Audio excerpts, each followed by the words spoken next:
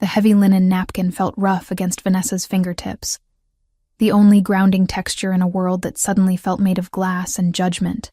She smoothed the fabric over her lap for the 10th time, trying to pull it lower, trying to cover the way her thighs spread against the velvet seat of the booth. The burgundy dress she wore, a garment Jessica had practically forced onto her, felt like a second skin that was slowly tightening. It was a beautiful color, deep and rich like old wine, but the cut was unforgiving. It clung to the curve of her hips and the soft swell of her stomach, leaving nothing to the imagination. Vanessa took a sip of water, her hand trembling slightly. She checked the antique clock on the wall of Le Magnifique. 20 minutes past 8. He was late. Or more likely, he wasn't coming at all. Why had she agreed to this? Desperation, she reminded herself. Pure, unadulterated desperation. The Sweet Haven bakery, the legacy her grandmother had left her, was drowning in red ink. The ovens needed repairs. The rent had hiked up by 15%, and the suppliers were demanding payments she simply didn't have. When Jessica had called, practically breathless with excitement about a business associate of her husband, who was looking for a companion and was known to be generous, Vanessa had hesitated. But then the final notice from the bank had arrived in the morning mail, printed on that stark, terrifying pink paper. Just dinner, Ness, Jessica had promised. He's serious, old-fashioned. He just needs a date for some events. You're pretty, you're smart, and you need a break. A break. Vanessa looked around the restaurant. It was the kind of place where the silence was heavy, broken only by the clinking of silver against china and the hushed whispers of people who had never worried about an overdraft fee in their lives. The chandeliers overhead cast a warm, golden glow that should have been flattering, but to Vanessa, it felt like a spotlight examining her flaws. She felt too big for the delicate chair, too loud in her burgundy dress, too poor for the air she was breathing. She looked at the empty chair opposite her. It mocked her. It was a testament to her foolishness. Men like the one Jessica described, wealthy, powerful, connected, didn't show up for women like Vanessa Collins. They wanted stick-thin models who picked at salads, not a 26-year-old baker who smelled like vanilla and yeast and carried the weight of her stress on her hips. "Is the gentleman joining you soon, madame?" the waiter asked. He had appeared silently, his face a mask of polite boredom. I'm sure he'll be here shortly," Vanessa lied, her voice sounding thin to her own ears. "Traffic, probably." The waiter gave a curt nod, his gaze flickering over her dress with a microscopic hint of disdain, before he turned and glided away. Vanessa felt her face heat up. She wanted to leave. She wanted to run back to the safety of her kitchen, put on her flour-dusted apron, and knead dough until her arms ached and her mind went quiet. Then she saw him. Not her date. Him. Brandon. Her stomach dropped. A physical sensation of nausea that had nothing to do with hunger. He was standing near the host stand, arguing with the maitre d'. He looked terrible. His jacket was ill-fitting and shiny at the elbows, his hair a mess of grease, and even from across the room, Vanessa could imagine the smell of stale cigarette smoke and cheap beer that clung to him. He shouldn't be here. Brandon couldn't afford a glass of water in a place like this, let alone a meal.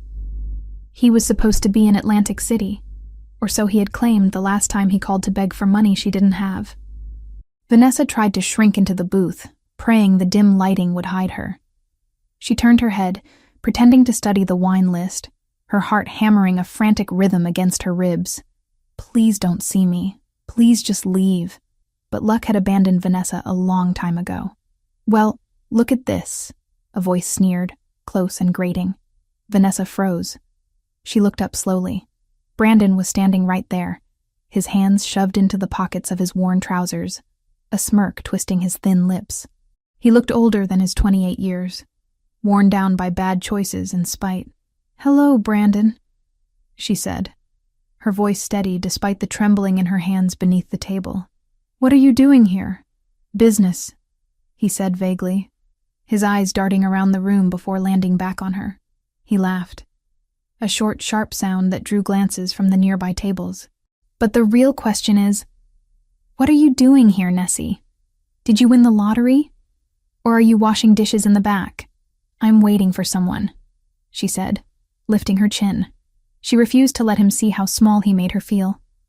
She refused to let him know that the mere sight of him brought back memories of shouting matches, broken plates, and the constant eroding criticism that had taken her years to rebuild from. Brandon looked at the empty chair opposite her. He scoffed, looking at the untouched setting, the full water glass, the bread basket that Vanessa hadn't dared to touch. Waiting, huh? He pulled the chair out. The legs scraped loudly against the parquet floor, a harsh sound that made Vanessa wince. He sat down, sprawling his legs out as if he owned the place. Let me guess. He didn't show. He's running late, Vanessa insisted, though her conviction was crumbling. Brandon reached into the bread basket and tore off a chunk of artisan sourdough. He shoved it into his mouth, chewing with his mouth open. Crumbs falling onto the pristine white tablecloth. Face it, Nessie. He took one look at you through the window and kept driving. Who's gonna want to be seen with a whale like you in a place like this? The insult landed with the precision of a practiced blow. Vanessa felt tears prick at the corners of her eyes, hot and humiliating. She gripped her napkin tighter, her knuckles turning white. Leave, Brandon, she whispered. Please, just leave. I'm doing you a favor, he said through a mouthful of bread. I'm sitting here so you don't look like such a loser. You should be thanking me. Maybe you can buy me a drink. I know you've got cash in that register at the bakery. I saw the line last week. That money is for the rent, she hissed. Get out. Or what? Brandon leaned forward, his elbows resting on the table, invading her space. His eyes were bloodshot, manic. You gonna call the waiter? Tell him your ex-husband is bothering you? I'll make a scene, Vanessa. I'll scream so loud everyone in this fancy dump will know exactly how pathetic you are. He stood you up, fatty. Is that what they're all thinking? Vanessa looked down at her lap, defeated. The shame was a heavy blanket, suffocating her. He was right. Everyone was looking. Everyone was judging. The burgundy dress felt like a costume on a clown. She started to reach for her purse, thinking that if she just gave him $20, maybe he would go away. Maybe she could salvage a scrap of dignity and run out the back door. She didn't see the shadow that fell over the table. She didn't notice the way the air seemed to grow colder, sharper, charged with a sudden, terrifying electricity. She only realized something had changed when Brandon stopped chewing. Brandon's eyes, which had been full of malice a second ago, suddenly widened. His gaze fixed on something behind Vanessa, or rather someone standing directly behind him. The color drained from his face so fast it was as if someone had pulled a plug. His mouth hung open, a half-chewed piece of bread visible on his tongue. Vanessa frowned, confused by his sudden paralysis. Then a hand appeared. It was a large hand, pale and strong, with long fingers that looked like they could play a piano or snap a neck with equal ease. The hand landed on Brandon's shoulder. It didn't strike him. It just rested there, but the weight of it seemed to crush Brandon into the seat. You seem comfortable, a voice said. It was a baritone, deep and smooth like dark chocolate, but laced with a menace so potent it made the fine hairs on Vanessa's arms stand up. It wasn't a question. It was a statement of fact that carried a death sentence. Brandon started to tremble. Visibly tremble. The water glass on the table shook in sympathy with his knees hitting the underside of the table. Mr. Rinaldi, Brandon stammered, his voice cracking an octave higher than usual. I didn't know. I was just... The question isn't what you know, Brandon, the man said. His thumb brushed casually against the fabric of Brandon's cheap jacket. A gesture that looked gentle but clearly held Brandon pinned in place. The question is why you are breathing my air. Vanessa stared. Who was this? And how did Brandon know him? The man leaned down. Vanessa finally saw his face. He was striking. That was the only word for it. He had hair as black as ink, cut short and precise. His skin was pale, contrasting sharply with the dark, heavy brows that framed eyes of the deepest brown Vanessa had ever seen. They were intelligent eyes. Predator's eyes, devoid of mercy, but filled with a terrifying calm. He wore a black suit that fit him so perfectly it looked like it had been sculpted onto his broad shoulders. He brought his face close to Brandon's ear, but his eyes locked onto Vanessa's. He didn't blink. "You're in my seat," he said. The words were spoken softly, almost a whisper, but they carried the force of a thunderclap. Brandon scrambled. He moved with the desperate, flailing energy of a trapped animal. He pushed the chair back so hard it nearly tipped over, stumbling to his feet. "I'm going! I'm going!" Brandon squeaked, backing away, his hands raised in surrender. "I didn't touch her. I swear, Mr. Rinaldi. I was just leaving." "Run!" the man said. One word. Brandon didn't need to be told twice. He turned and sprinted towards the exit, knocking into a waiter carrying a tray of drinks, not even stopping to apologize as glasses shattered on the floor. He burst through the front doors and vanished into the night. Silence descended on the table. Vanessa sat frozen, her heart racing so fast she thought she might pass out. She looked at the man standing there. The staff of the restaurant, who had previously been so haughty, were now averting their eyes, busying themselves with tasks, terrified of intervening. The man straightened his jacket, brushed an invisible speck of dust from his sleeve, and then calmly pulled out the chair Brandon had vacated. He sat down with a fluid, controlled grace. He looked at Vanessa. For the first time, she saw him fully. He was terrifyingly handsome, but the emphasis was on terrifying. He occupied the space with an authority that made the restaurant feel small. "Vanessa Collins," he said. It wasn't a question. He knew who she was. "Yes," she breathed. "And you are?" "Silvio Rinaldi." Vanessa felt the blood drain from her face. Rinaldi. The name was whispered in Chicago. It was a name associated with construction, with unions, with shipping, and with a dozen other things that never made it into the official papers but ended up in police files that mysteriously disappeared. She was sitting across from the head of the Rinaldi crime family. I think there's been a mistake," Vanessa said, reaching for her purse again. "I should go." "Sit," Silvio said. It wasn't shouted. It was a command delivered with absolute assurance that it would be obeyed. Vanessa stopped. Her body reacted before her mind did, settling back into the booth. Silvio raised a single finger. Instantly, the snooty waiter from before materialized at the table, looking pale and sweating slightly. "Mr. Rinaldi," the waiter said, his voice trembling. "An honor. We didn't expect—" "Menu," Silvio interrupted. "And the wine list. The Barolo. The 98. Immediately, sir." The waiter practically bowed and scrambled away. Silvio turned his dark gaze back to Vanessa. He studied her. He didn't look at her the way Brandon did, searching for flaws to pick at.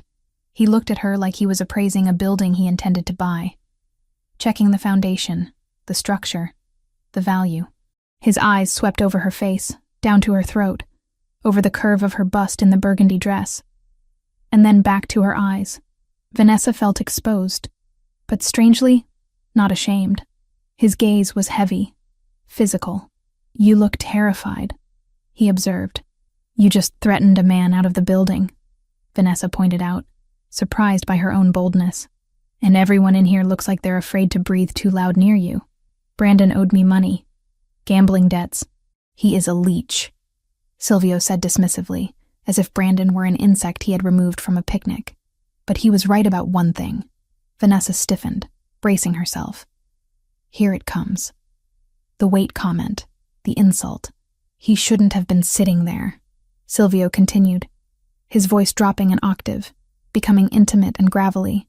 He lacked the capacity to appreciate the view. Vanessa blinked. "Excuse me?" "The dress," Silvio said, gesturing vaguely with his hand. "Burgundy. It suits you. Most women wear black to hide. You wear color like a challenge. I like it." Vanessa was speechless. She opened her mouth to respond, but the waiter returned with the wine and 2 large menus. Silvio waved the menus away. "Bring the antipasto platter, the large one. Then the osso buco for me. And for the lady," he looked at her. "Do you like truffle pasta?" Yes, but..." "The truffle tagliatelle. And the sea base. And the risotto. Bring it all," Silvio ordered. "All of it, sir?" the waiter asked, eyes widening. Did I stutter? Silvio's voice remained calm, but the threat was there, sharp as a razor. "No, sir. Right away." When they were alone again, Vanessa found her voice. Mr. Rinaldi, I can't eat all that, and I can't pay for it. The bakery. I'm not asking you to pay, Vanessa, he said, pouring the wine into her glass himself. The red liquid swirled, dark and rich. And I'm not asking you to eat it all alone. I enjoy a woman who eats. It shows vitality, appetite. He took a sip of his wine, watching her over the rim of the glass. Eat, drink. Then we discuss business. Vanessa took the glass. Her hand was steadier now. The surreal nature of the evening had numbed her panic into a strange curiosity. She drank. The wine was exquisite, velvet on her tongue. What business? She asked. Jessica said you needed a date, but men like you don't need blind dates to find women. Silvio set his glass down. He leaned forward, his elbows on the table, mirroring the position Brandon had taken. But where Brandon had been intrusive, Silvio was conspiratorial. You are correct. I don't need a date, I need a wife. Vanessa choked on her wine. She coughed, patting her chest. A what? A wife, Silvio repeated calmly. A fiancé, initially, for a period of 1 year. You're joking, Vanessa said. I don't even know you. You don't know me. I know you own Sweet Haven Bakery on 4th Street, Silvio recited, ticking points off on his fingers. I know you inherited it from your grandmother, Rose. I know you are 3 months behind on your mortgage, 2 months behind on supplier payments, and that the city inspector is coming next week to check your ventilation system, which will fail because you can't afford the repairs. You need $80,000 to clear the immediate debt, and another $40,000 to stabilize the business. Vanessa stared at him, horror dawning. How do you know that? Did you investigate me? I investigate everyone I intend to do business with, Silvio said. Jessica recommended you. She said you were hardworking, loyal to a fault, and desperate enough to listen. That's incredibly insulting, Vanessa said, though she couldn't deny the accuracy. It is pragmatic, Silvio countered. Here's the situation, Vanessa. I am expanding my legitimate business interests, real estate, construction. To secure a contract for the new waterfront development, I need the approval of the city council. The chairman is a man of traditional values. He trusts family men. He does not trust bachelors with rumors of criminal ties. So you want to rent a family, Vanessa summarized, her brow furrowing. I want to project stability, Silvio corrected. I need a woman who looks like she belongs in a home, not a nightclub. Someone who works with her hands. A baker. It's wholesome. It's perfect. And in exchange?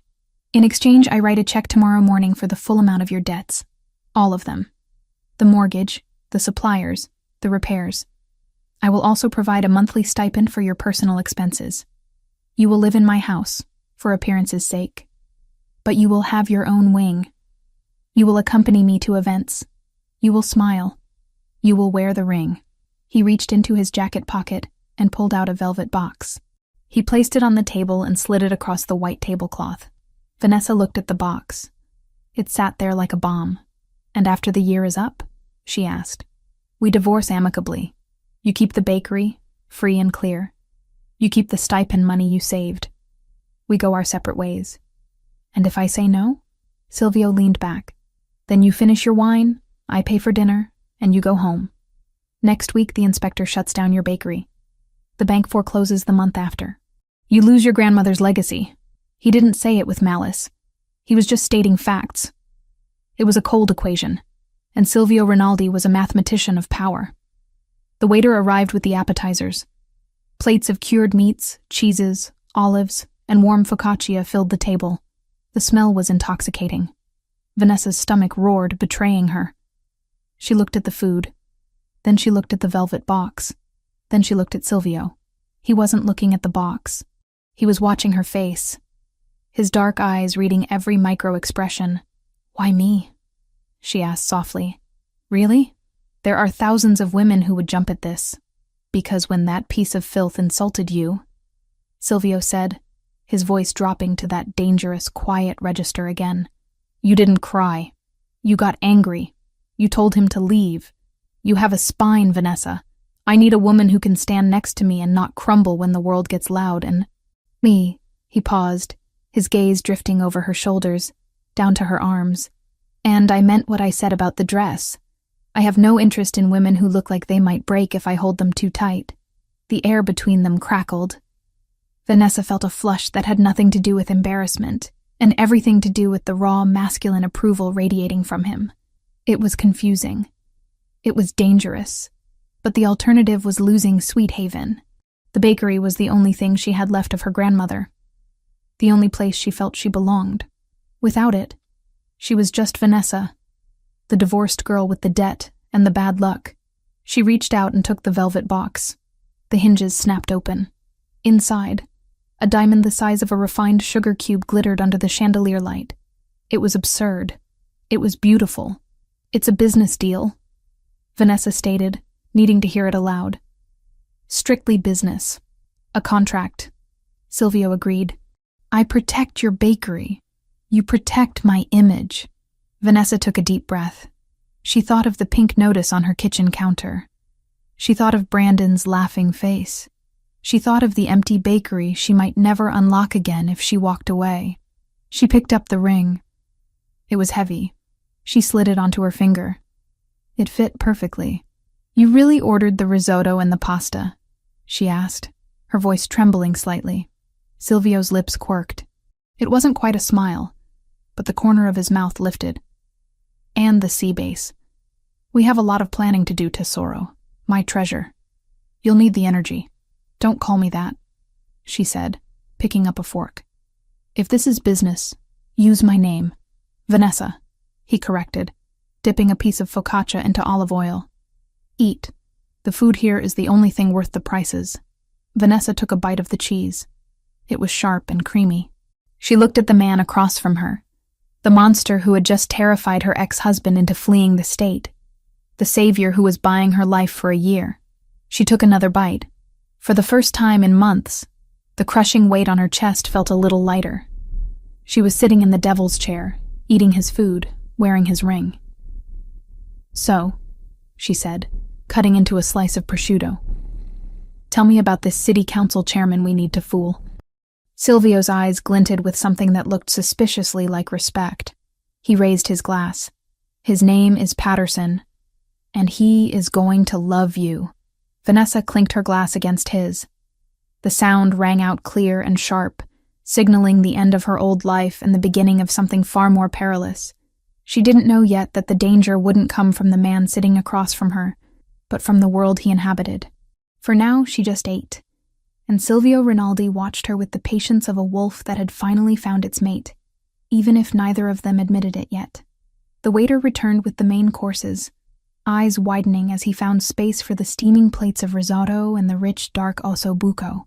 Vanessa felt self-conscious for a fleeting second as the plates piled up, but Silvio caught her eye. He didn't speak, but his gaze was an anchor. "You are in my seat," his eyes seemed to say, "and in my seat, you do as you please." She picked up her fork and dug into the risotto. It was creamy, rich with truffle oil. She moaned softly at the taste, closing her eyes for a second. When she opened them, Silvio was staring at her mouth, his pupils blown wide. He took a slow sip of his wine, never breaking contact. "Good?" he asked. "Incredible," she admitted. "Good," he said, his voice rough. "I intend to make sure you are satisfied, Vanessa. In all aspects of our agreement." Vanessa felt a shiver race down her spine. The line between business and whatever this was had just blurred, and the ink on the verbal contract wasn't even dry. But as she looked at the ring flashing on her hand, and the man who commanded the room with a tilt of his head, she decided she wouldn't run. She would stay. She would eat. And she would survive. The morning edition of the Chicago Tribune lay open on the stainless steel counter of Sweet Haven Bakery, the paper edges curling slightly from the heat of the ovens. The headline was bold, presumptuous, and impossible to ignore. Rinaldi's secret romance, the boss, and the confectioner. Beneath the text sat a grainy but undeniable photograph taken the previous night. It showed Silvio Rinaldi guiding Vanessa out of Le Magnifique, his hand placed possessively on the small of her back. The camera had caught her profile, the curve of her jaw, and the glint of the massive diamond on her finger, but it was the way Silvio loomed over her, protective, substantial, and terrifying, that dominated the frame. Vanessa stared at the image, her hands buried deep in a mound of sourdough. The rhythmic motion of kneading was usually her meditation, the only way to quiet the anxious hum in her mind. But today, even the familiar texture of the dough couldn't ground her. She looked at the ring on her left hand. It was coated in a fine layer of white flour, dulling its brilliance, but the weight of it remained constant. It felt heavier than the cast-iron skillets she hauled from the back room. "You look like you're trying to strangle that dough, Ness," a voice called out from the front. Vanessa looked up. Sarah, her assistant, and the only employee she hadn't had to let go during the financial drought, was leaning against the doorframe, eyeing the newspaper. "It's just strange," Vanessa admitted, pushing a stray lock of hair back with her forearm to avoid getting flour on her face. "Seeing myself there, next to him, it looks like a movie poster for something bad. It looks like you won the lottery," Sarah corrected, walking over to tap the picture of the diamond. "Do you know what people are saying? They're saying he's finally settling down, that he bought out your debt because he's smitten. If they only knew. If they only knew he's doing it to impress a city council chairman," Vanessa muttered, punching the dough down one last time. "It's a costume, Sarah. The ring, the dress, the dinner. It's all just high-stakes theater." "Well, the theater just paid our electricity bill," Sarah reminded her gently. "The lights are on, the ovens are hot, and we have 3 wedding cake orders since 8 a.m. People are curious. They want to buy bread from the woman who tamed the wolf." Vanessa sighed, wiping her hands on a towel. Sarah was right. The influx of cash Silvio had transferred that morning, an amount so large it made Vanessa dizzy to look at the banking app, had solved every immediate problem. The red ink was gone. The threat of eviction had evaporated. But in its place was a new kind of pressure. She was no longer just a baker. She was public property, and she was the declared property of a man who made police officers nervous. Across town, in a dilapidated apartment complex that smelled of mildew and stale grease, the newspaper had a very different effect. Brandon sat on the edge of a mattress that had seen better days, his hands shaking as he held the page up to the light of a flickering bulb. He read the headline again. Then he looked at the picture. He looked at the diamond on Vanessa's finger. "No way," he whispered, a hysterical giggle bubbling up in his throat. No freaking way. He had run from the restaurant the night before, terrified out of his mind. Rinaldi's reputation was not a myth. People who crossed the family didn't just get beaten up. They disappeared into the foundations of new high-rises. Brandon had spent the night shivering in a 24-hour laundromat, expecting a black car to pull up and finish him off. But now he saw this. She's marrying him? Brandon stood up, pacing the small room. He kicked a pile of empty takeout containers out of his way. "Vanessa? My Vanessa? The girl who cries over stray cats? She's playing house with the Rinaldi boss?" His phone buzzed on the floor. He didn't need to look to know who it was. The Albanians. He owed them $12,000, and the interest was compounding by the hour. They had given him until Friday. It was Thursday. Brandon looked back at the paper. Vanessa had always been soft. She was easy to manipulate. He had spent 5 years gaslighting her, making her feel small, taking her money, and convincing her it was her fault. She was weak. Even with Rinaldi in the picture, Brandon reasoned, she was still Vanessa. She was still the girl who couldn't say no to a sob story. And if she was marrying Rinaldi, she had access to cash. Real cash. "She owes me," Brandon muttered, his logic twisting into the deformed shape of an addict's justification. "I was her husband. I put up with her for years. She's sitting on a gold mine while I'm about to get my legs broken? That's not fair." He grabbed his jacket.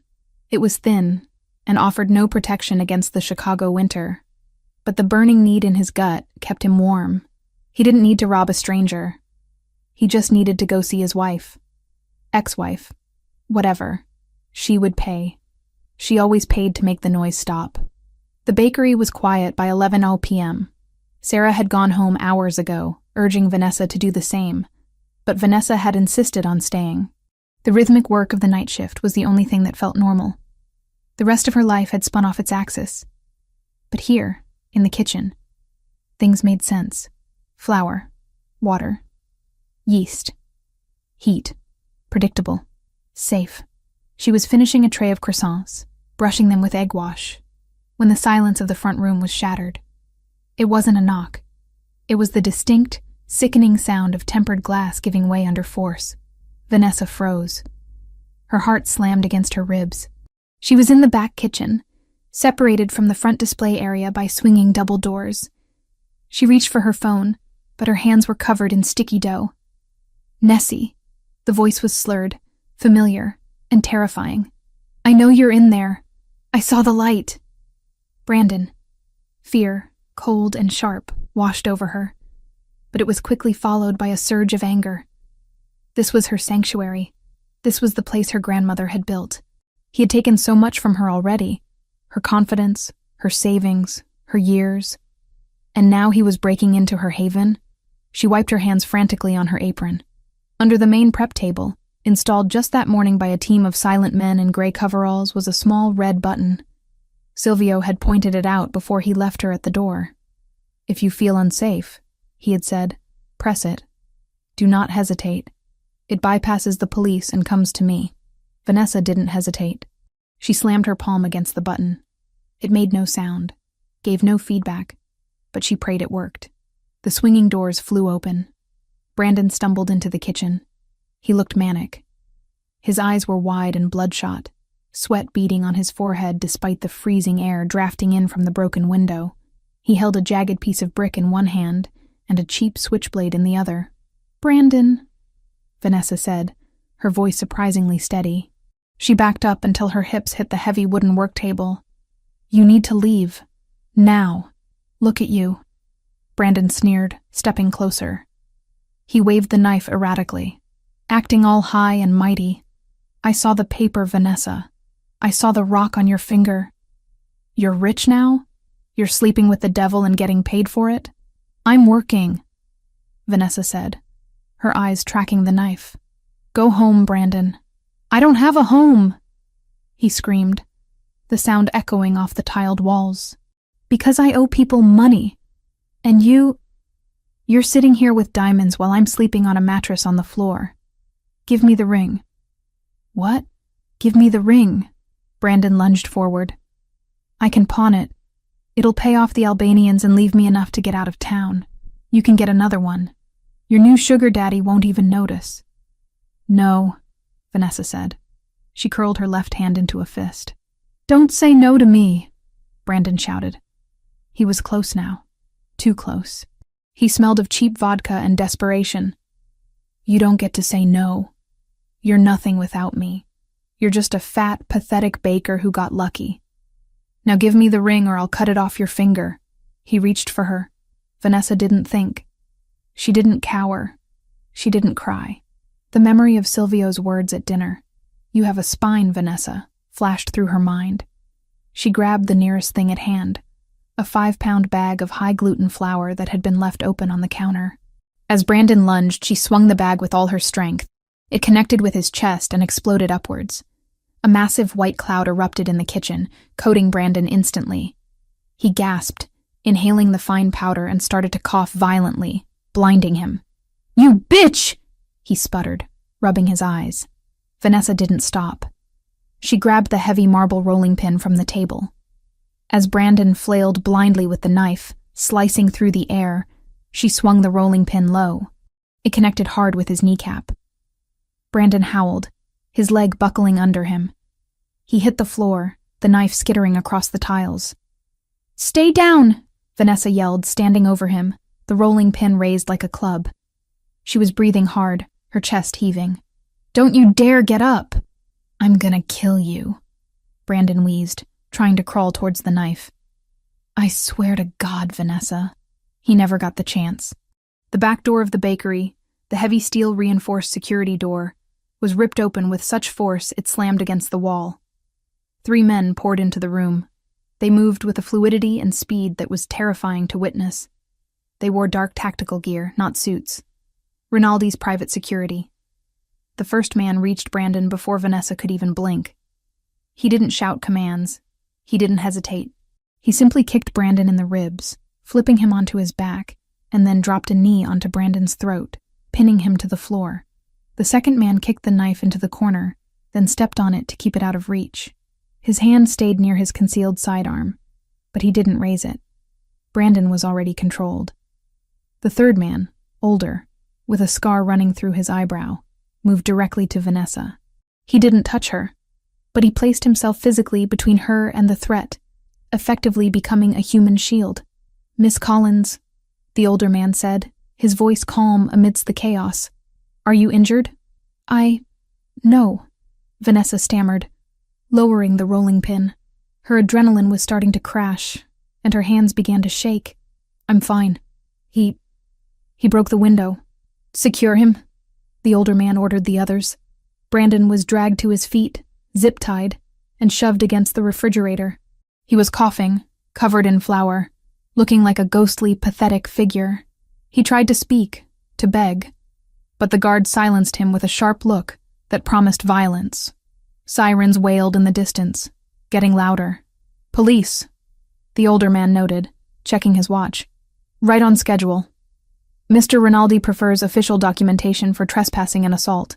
It makes the restraining order permanent." "Silvio called the police?" Vanessa asked. "Mr. Rinaldi alerted everyone," the guard replied.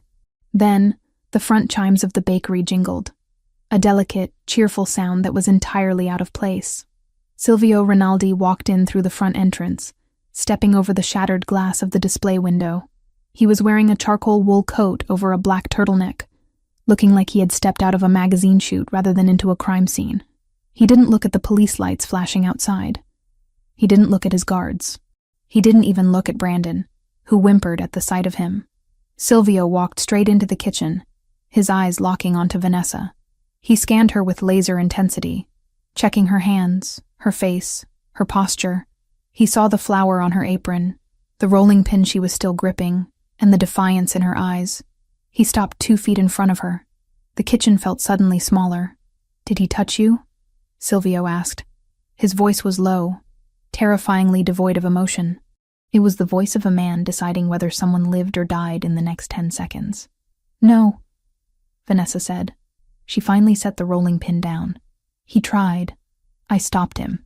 Silvio looked past her, down at the floor where the flour bag had exploded, and then at Brandon, who was cowering against the fridge, white powder coating his cheap jacket.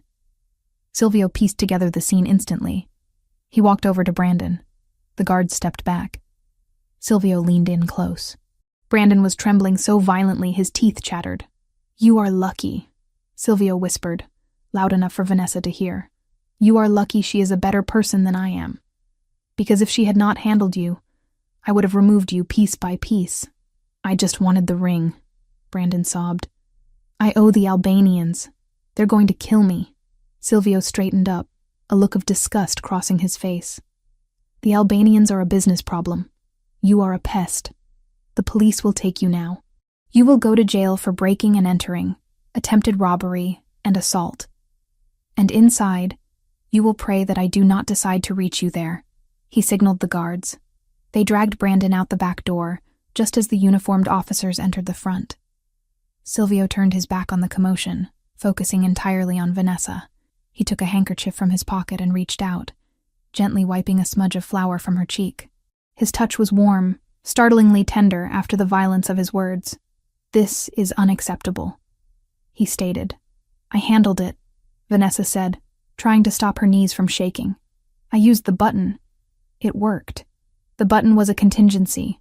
The glass should have been reinforced. The perimeter was weak."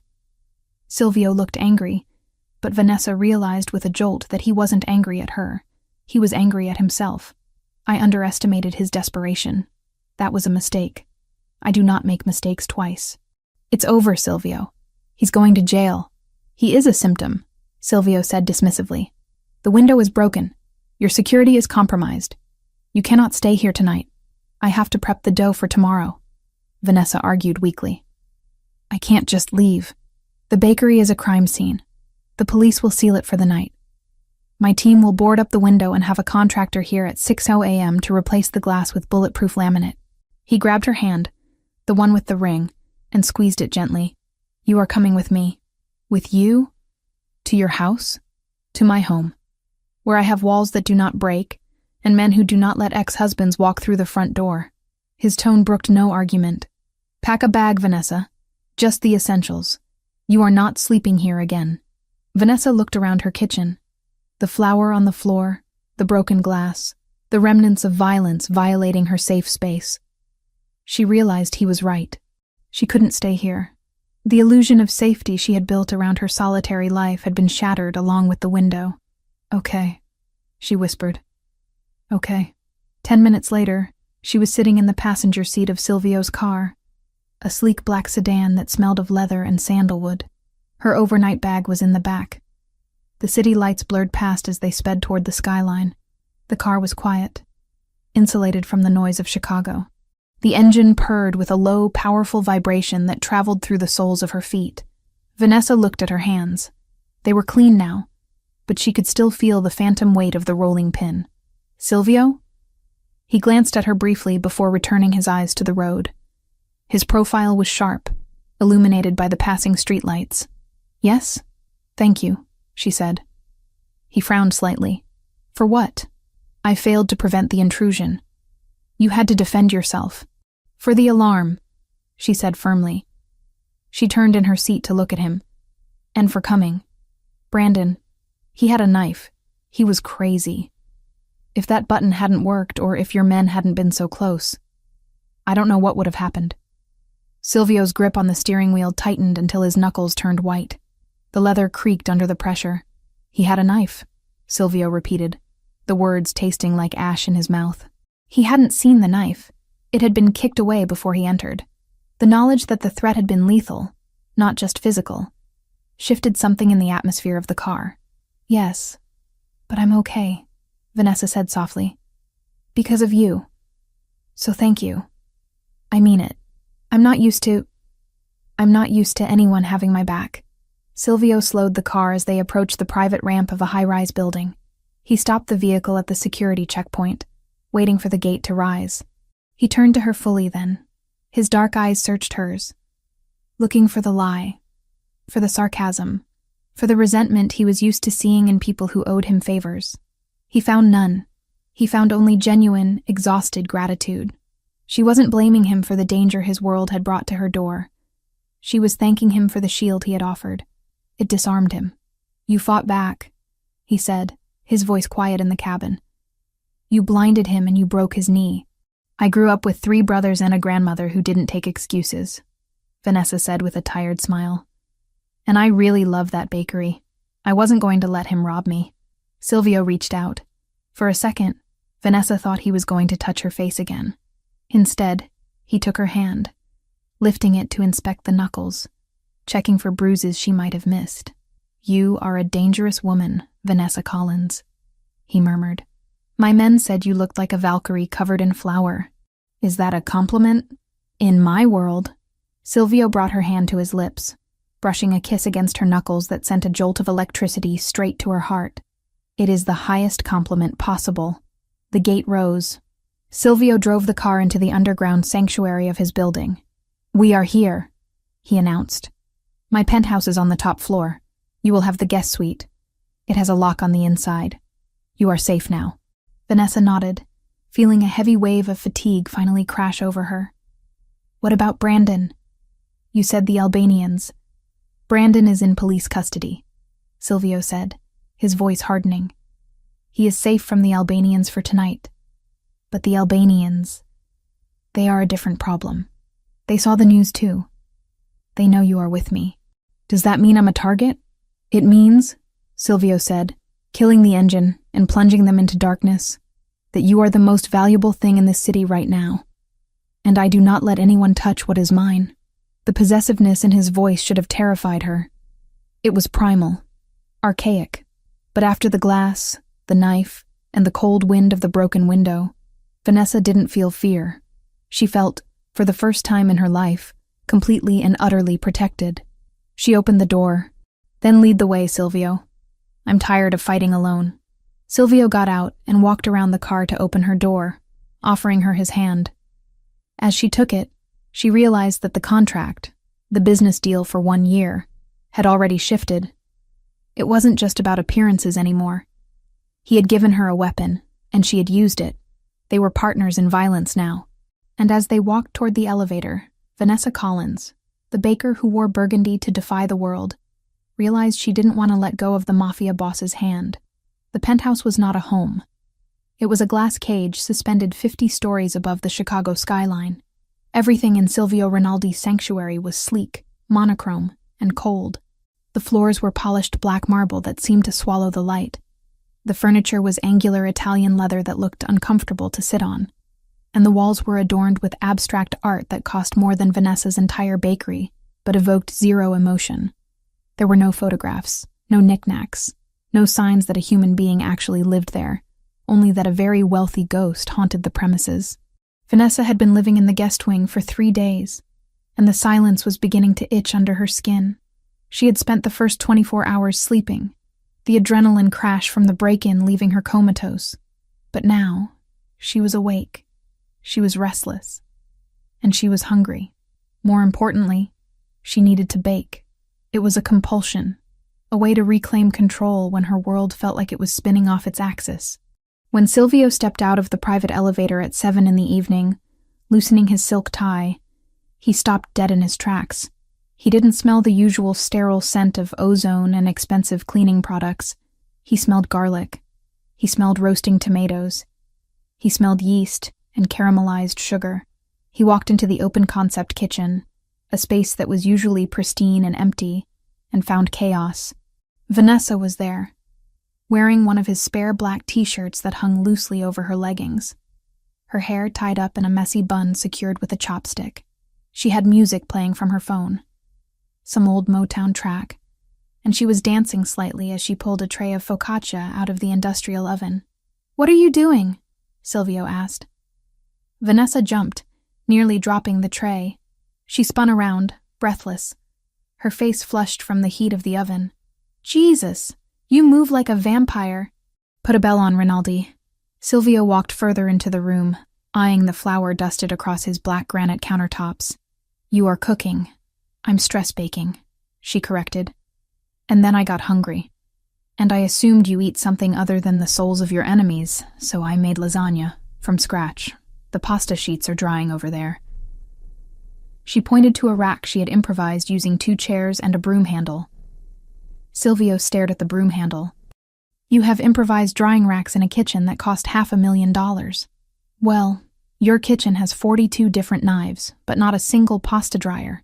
It's a disgrace," she retorted, turning back to the focaccia and brushing it with olive oil and rosemary. "Dinner is in 20 minutes. Go wash up. You look like you've had a day." Silvio didn't move. He watched her. He was used to coming home to silence, or to a housekeeper who made herself invisible. He wasn't used to life. Vibrant, messy, loud life. "I usually order in," he said. "Not tonight," Vanessa stated firmly. "Sit, eat. Consider it part of the Happy Domestic Fiancé performance review." 20 minutes later, Silvio Rinaldi, the boss who controlled the unions and the shipping docks, was sitting at his kitchen island, eating lasagna that burned his tongue and tasted like comfort.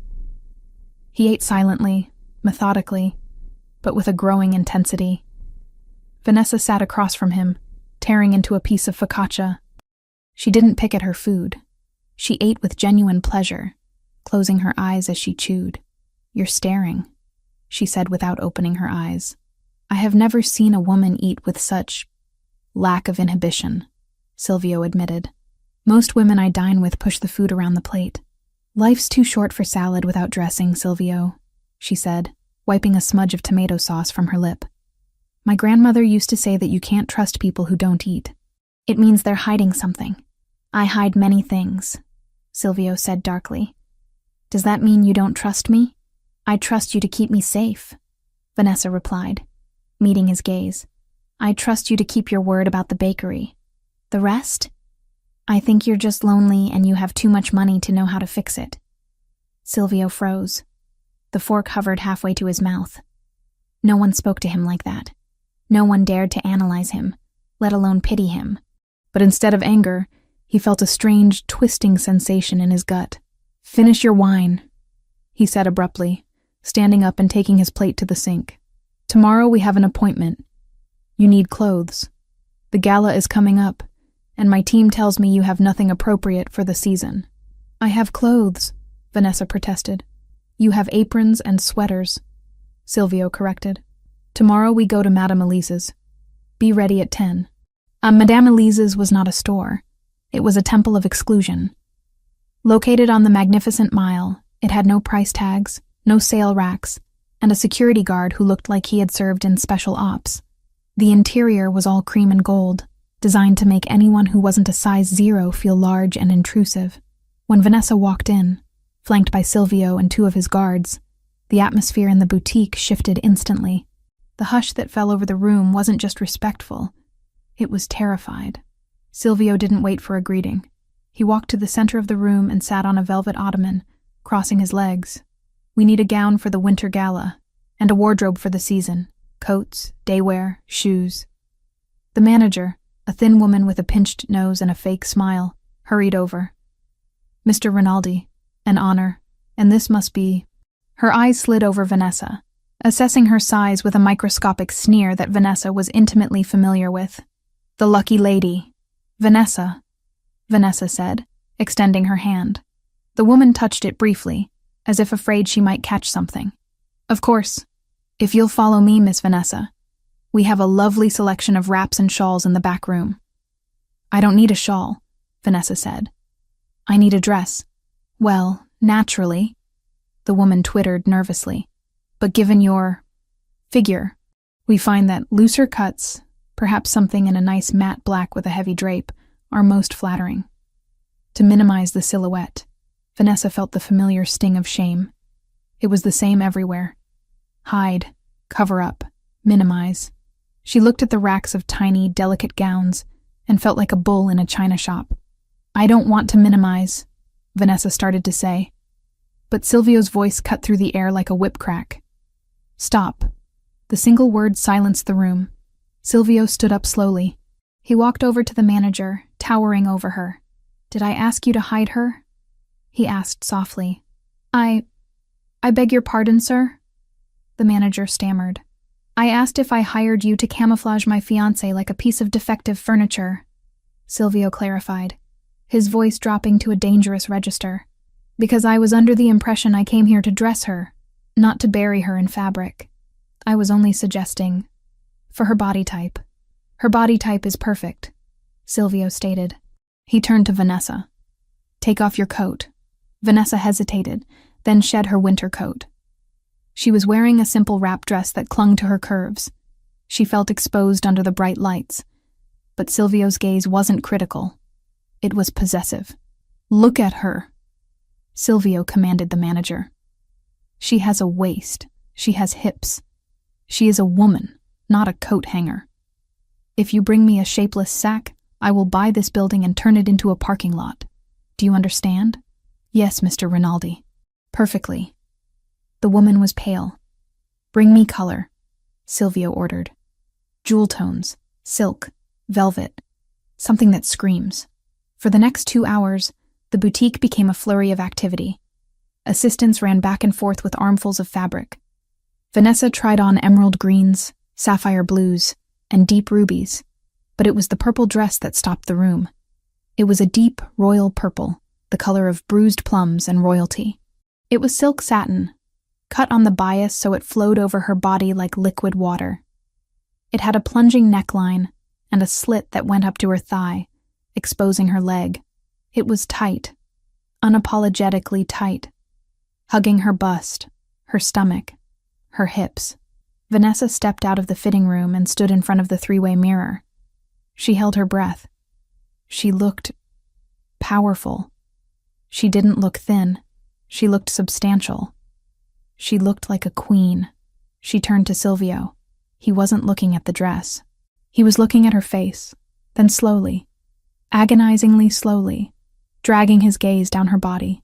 His pupils were blown wide, swallowing the brown of his irises. "Turn around," he whispered. Vanessa turned. The back of the dress dipped low, exposing her spine. "That one," Silvio said hoarsely. "It's a bit much," the manager tried to say, recovering some of her snobbery. Perhaps a bolero jacket to cover the arms? Silvio didn't even look at the woman. Burn the bolero. She wears the dress as it is. We don't hide works of art in the basement. He stood up and walked over to Vanessa. He stood behind her, his dark suit contrasting with the vibrant purple. He met her eyes in the mirror.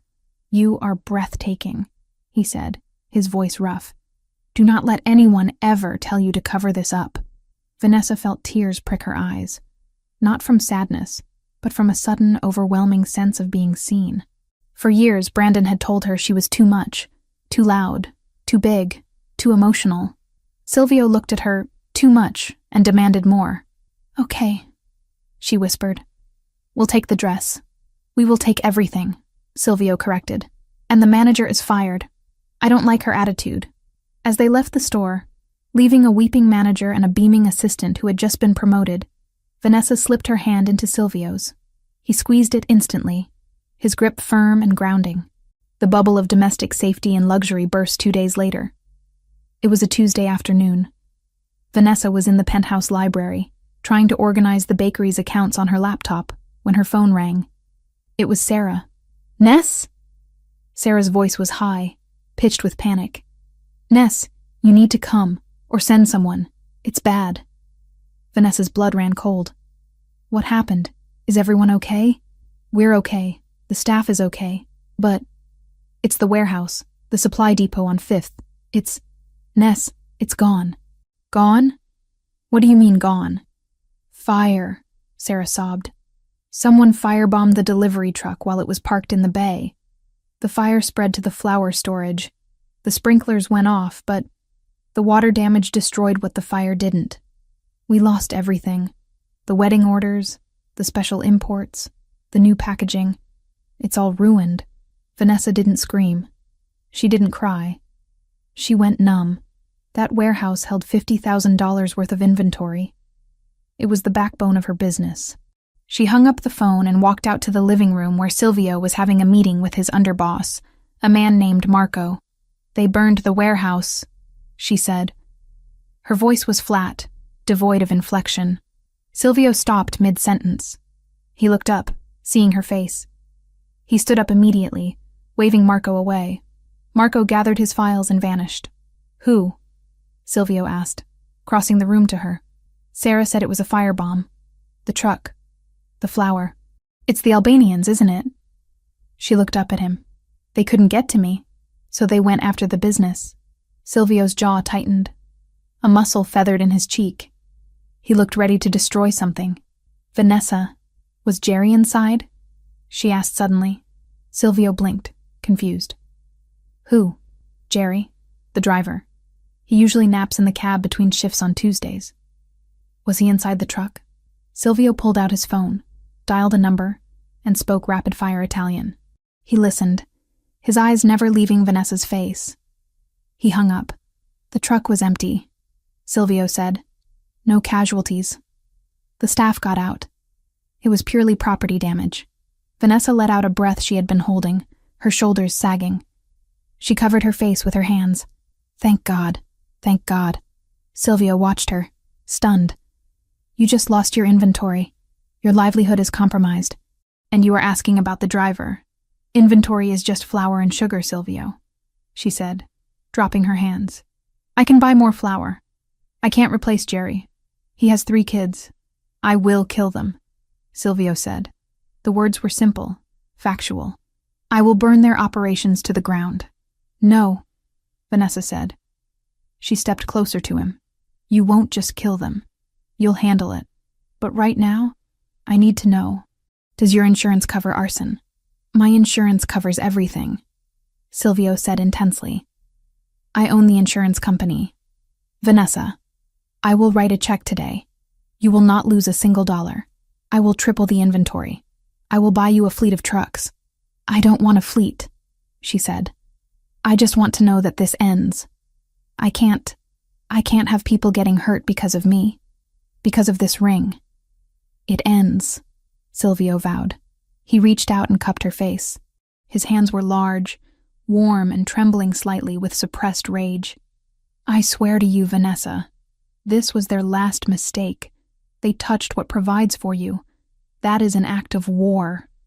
He expected her to pull away. He expected her to scream that this was his fault, that his world was toxic. Instead, Vanessa leaned into his touch. She rested her cheek against his palm, closing her eyes. "Okay," she whispered. "I believe you. Just hold me for a minute. Please?" The vulnerability in her voice shattered his restraint. He pulled her against his chest, wrapping his arms around her so tightly it was almost painful. She buried her face in the crook of his neck, inhaling the scent of sandalwood and expensive tobacco. She didn't cry. She just drew strength from him, solid and unmoving as a mountain. "I've got you," he murmured into her hair. "I've got you." That night, the penthouse felt different. The air was charged, heavy with the unspoken violence of the day and the raw, emotional intimacy that had followed. Silvio had spent the afternoon barking orders into his phone, organizing a retaliation that would be swift and silent.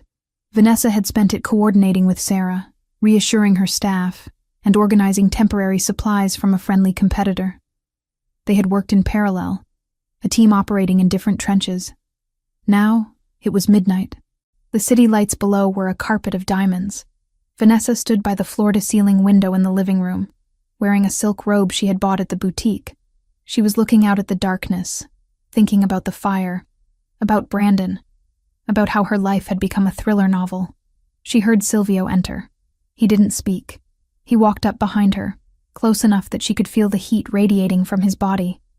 But he didn't touch her. "You should sleep," he said softly. "I can't," she admitted. "My mind is racing. Every time I close my eyes, I see smoke." "I will make it stop," Silvio said. "The Albanians will be gone by morning." "It's not that." Vanessa turned around. The robe slipped slightly, revealing the curve of her shoulder. "It's just, I realize today that I'm not afraid of you. I should be. You're a dangerous man, Silvio. You talk about war like it's a business transaction. But when I heard about the fire, my first thought wasn't to run from you. It was to run to you." Silvio stared at her. His eyes were dark, unreadable pools. "You are running to a monster, Vanessa." "Maybe." She stepped closer. "But you're my monster. You protected me. You validated me. You stood up for me in that store when I couldn't stand up for myself. You ate my lasagna." A ghost of a smile touched his lips. "The lasagna was excellent." "I'm tired of being scared, Silvio," she whispered. "I'm tired of feeling like I take up too much space. With you, I feel like I fit." Silvio groaned, a low sound in his throat. He reached out and grabbed her waist, pulling her flush against him. The contact was electric. "You fit," he growled. "You fit perfectly. Do you have any idea how hard it is to keep my hands off you? To play the gentleman? I am not a gentleman, Vanessa." "I don't want a gentleman," she said, her hands moving up to grip the lapels of his shirt. "I want the man who told me not to hide." Silvio didn't wait. He crashed his mouth down on hers. The kiss wasn't tentative. It was acclaiming. It was hungry and desperate, and filled with all the words they hadn't said. Vanessa opened to him, her hands tangling in his short hair, pulling him closer. He tasted of scotch and desire. He swept her up into his arms, carrying her effortlessly. Vanessa wrapped her legs around his waist, burying her face in his neck. He carried her to the master bedroom, a room she had never entered. It was dark, dominated by a massive bed with black silk sheets. He laid her down, following her down instantly, his weight a heavy, comforting blanket. "Tell me to stop," he warned, hovering over her, his eyes scanning her face. "Tell me to leave, and I will walk out that door and sleep on the floor." "Don't you dare," she breathed. He untied her robe. It fell open. Vanessa felt a flicker of the old insecurity. The bright lights of the city filtered in through the window. She wasn't wearing shapewear. She wasn't posing. She was just there, soft and curved and real. "Silvio, She started to cover herself. He caught her hands. He pinned them to the mattress above her head. "No," he commanded. "Look at me." She looked at him. "You are magnificent," he said, his voice thick with reverence. "Every inch of you. Softness where I am hard. Warmth where I am cold. He lowered his head and kissed the curve of her hip. Vanessa gasped. He kissed her stomach, murmuring Italian praises against her skin. He didn't rush past the parts of her body she had learned to hate. He lingered on them. He worshipped them. Beautiful. He whispered against her skin. A queen. When he finally entered her, it was slow, intense, and earth-shattering. There was no pain, only a sense of absolute fullness. Vanessa cried out, arching against him, and Silvio caught her cry with his mouth. Mine. He growled against her lips. You are mine, Vanessa. No one hurts you. No one touches you. I will burn the world before I let you go. I'm yours. She sobbed, clutching his shoulders. I'm yours. It wasn't just sex. It was a sealing of the pact. In the darkness of the penthouse, amidst the ruins of her bakery and the threats of a turf war, Vanessa Collins found her sanctuary. It wasn't in a building. It was in the arms of the man who looked at her scars and her curves and saw a masterpiece. Afterward, they lay tangled in the sheets. Silvio pulled the duvet up over them, tucking it around her shoulders with surprising gentleness. He pulled her back against his chest, his arm draped protectively over her waist. The gala is in 2 days, he said into the silence, his voice sleepy but alert. I know, Vanessa murmured, tracing the muscles of his forearm.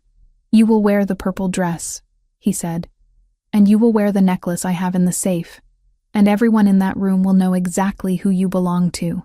Is that a threat, Mr. Rinaldi? She teased sleepily. It is a promise, Mrs. Rinaldi to be. He kissed the top of her head. Sleep now. Tomorrow we rebuild your empire. Tonight, you just rest. Vanessa closed her eyes. The fear of the Albanians was still there, lurking in the back of her mind. But as she drifted off to the steady rhythm of Silvio's heartbeat, she knew one thing for certain. She wasn't the victim anymore. She was the consort. And God help anyone who tried to burn her down again. The Rinaldi Foundation Winter Gala was not merely a party. It was a coronation, held in the grand ballroom of the Drake Hotel. It was the singular night of the year where the lines between Chicago's legitimate elite and its shadow rulers blurred under the cover of charity and champagne. For Vanessa, standing in front of the floor-to-ceiling mirror in the penthouse dressing room, it felt less like a celebration and more like preparing for battle. She smoothed her hands down the front of the dress Silvio had commissioned for her. It was not the purple silk she had worn at the boutique, though that hung in her closet like a trophy. This was something else entirely. It was liquid gold. The fabric was a heavy, metallic lame that looked like molten metal poured directly over her skin. It possessed no structure of its own, relying entirely on her body to give it shape. It clung to the slope of her breasts, cinched tight at her waist, and flared dramatically over her hips, cascading to the floor in a pool of shimmering light. It was a dress that demanded attention, a dress that refused to apologize for the space it occupied. Turn around. Silvio's voice came from the doorway. Vanessa didn't jump. She had grown used to the way he moved, silent as a panther on the marble floors. She turned slowly, the gold fabric catching the light with every movement. Silvio stood in the frame, wearing a tuxedo that fit him with lethal precision. The stark black of the wool made his skin look paler, his eyes darker. He stopped a few feet away from her, his hands twitching at his sides as if he were restraining himself from reaching out. He didn't say a word. He just looked. He looked at her with a hunger that made her knees weak, a raw, possessive intensity that stripped away the air in the room. Is it too much? Vanessa asked, her voice breathless. I feel like a walking Oscar statue. You look like a deity, Silvio corrected, his voice rough. He stepped closer, entering her personal space. You look like something men would start wars over. Gold was the right choice. It is the only metal precious enough to touch you. He reached into his jacket pocket and pulled out a long, flat velvet case. Turn around again, hair up. Vanessa obeyed, sweeping her heavy brown curls off her neck. She felt the cold metal of a necklace against her skin, followed by the warmth of Silvio's fingers as he fastened the clasp. Look, he commanded. Vanessa looked in the mirror. Resting against her collarbone was a necklace of yellow diamonds, heavy and intricate. It was a piece of jewelry that cost more than her entire neighborhood block. "Silvio," she whispered, touching the stones. I can't wear this. It's too much responsibility." "It is not a gift," Silvio said, his eyes meeting hers in the reflection. He placed his hands on her bare shoulders, his thumbs tracing the line of her neck. "It is a collar. Tonight, everyone in that room needs to know exactly who you are. You are not just my fiancé. You are the Rinaldi matriarch. You wear the family vault around your neck, so that the wolves know you are protected." "The wolves," Vanessa repeated, the reality of the evening settling in. The fire at the warehouse had been extinguished, the mess cleaned up, but the threat of the Albanian faction still loomed like smoke in a dark room. "Do you think they'll be there tonight?" "The Albanians were not invited, but their eyes will be watching," Silvio said, his expression hardening. "Security is tighter than the White House. I have 50 men in the perimeter. You are safe, Vanessa. I promise you." He turned her around to face him, his grip on her shoulders firm. "But you stay by my side. You do not go to the restroom alone. You do not step out for air. If you need anything, you tell me." "Understood." "Understood." She nodded. He leaned down and kissed her, careful not to ruin her lipstick, but the press of his mouth was firm, a seal of ownership. "Then let us go. The city is waiting to meet its queen." The ballroom was a sea of black ties and designer gowns, a cacophony of polite laughter and clinking crystal. The air smelled of expensive lilies and old money. When Silvio and Vanessa appeared at the top of the grand staircase, the room didn't just go quiet. It halted. Vanessa felt the weight of 300 pairs of eyes landing on her. A month ago, she would have wanted to shrink, to fold herself into a corner and disappear. She would have tugged at her dress, worried about the roll of her stomach or the width of her arms. But tonight, she felt the heavy gold fabric hugging her like armor. She felt the weight of the diamonds at her throat. And most importantly, she felt Silvio's hand on the small of her back. A burning brand of support. They descended the stairs. Flashbulbs popped from the press pen near the entrance, blinding white explosions that captured the moment. "Smile," Silvio murmured in her ear. "They are terrified of us. Let them see we are untouchable." Vanessa smiled. It wasn't the polite, apologetic smile of the girl who served cookies. It was a sharp, confident curve of her lips that she had learned from him. As they reached the floor, the crowd parted. People who wouldn't have looked twice at Vanessa Collins, the baker, were now clamoring to shake the hand of Vanessa Collins, the future Mrs. Rinaldi. "Silvio, wonderful to see you." A portly man with a red face and a sash indicating he was a city official bustled over. This was Councilman Patterson, the target of their entire charade, and this must be the lady responsible for domesticating the tiger, Vanessa. Silvio introduced her, his voice smooth as silk. "My fiancé, the heart of my home." "A pleasure, Councilman," Vanessa said, extending her hand. "Silvio speaks highly of your work with the zoning committee." Patterson beamed, pumping her hand. "Charmed, truly charmed. I must say, Rinaldi, you've outdone yourself. A baker, salt of the earth. We need more traditional family values in this city, none of these flighty models you used to parade around. This is a woman of substance." "She is everything," Silvio agreed, his eyes not leaving Vanessa's face. The night blurred into a series of handshakes and shallow conversations. Vanessa played her part perfectly. She discussed the bakery, she laughed at bad jokes, she deflected questions about the wedding date with coy smiles. Throughout it all, Silvio remained a constant presence at her side. He was charming, attentive, the perfect doting fiancé, but Vanessa could feel the tension radiating off him. His eyes were constantly moving, scanning the perimeter, checking the exits, watching the waiters. "Vanessa!" The voice cut through the drone of the string quartet. Vanessa turned to see Jessica weaving through the crowd. Her friend looked pale in a silver-sheathed dress, her eyes wide and anxious. "Jess," Vanessa breathed, stepping away from a boring conversation about municipal bonds. Jessica practically collapsed into Vanessa, hugging her tightly. "Oh my God, Ness. I am so sorry. I am so sorry." "Sorry for what?" Vanessa asked, pulling back to look at her friend. "For everything. For the fire. I saw the news about the warehouse." Jessica whispered frantically. "I set you up with him because I thought you'd get some money and pay off the bank. I didn't think you'd get targeted by a mob war. If anything happens to you, I'll never forgive myself." Vanessa gripped Jessica's arms. "Jess, breathe. I'm okay. Look at me. I'm fine. You're wearing a diamond necklace worth more than my life." Jessica hissed. "That's not fine, Ness. That's hazard pay. You have to get out. Maybe we can call the FBI, maybe—" "I don't want to get out," Vanessa said. The words came out before she could filter them, honest and stark. Jessica froze. "What?" "I love him," Vanessa admitted. It was the first time she had said it aloud to anyone other than herself. He's not what you think, Jess. He protects me. He sees me. The bakery is safe because of him. I'm safe because of him. He's a criminal, Vanessa. He's a man who burns down the world for me," Vanessa corrected. "I'm staying, not because of the contract, because I choose him."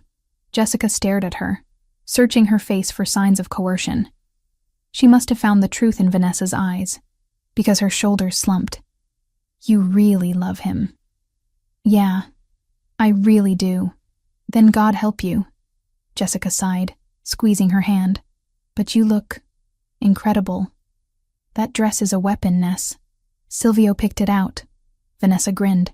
Just then, Silvio materialized at her side. "Everything all right?" He looked at Jessica with cool detachment. "We're good," Vanessa said, linking her arm through his.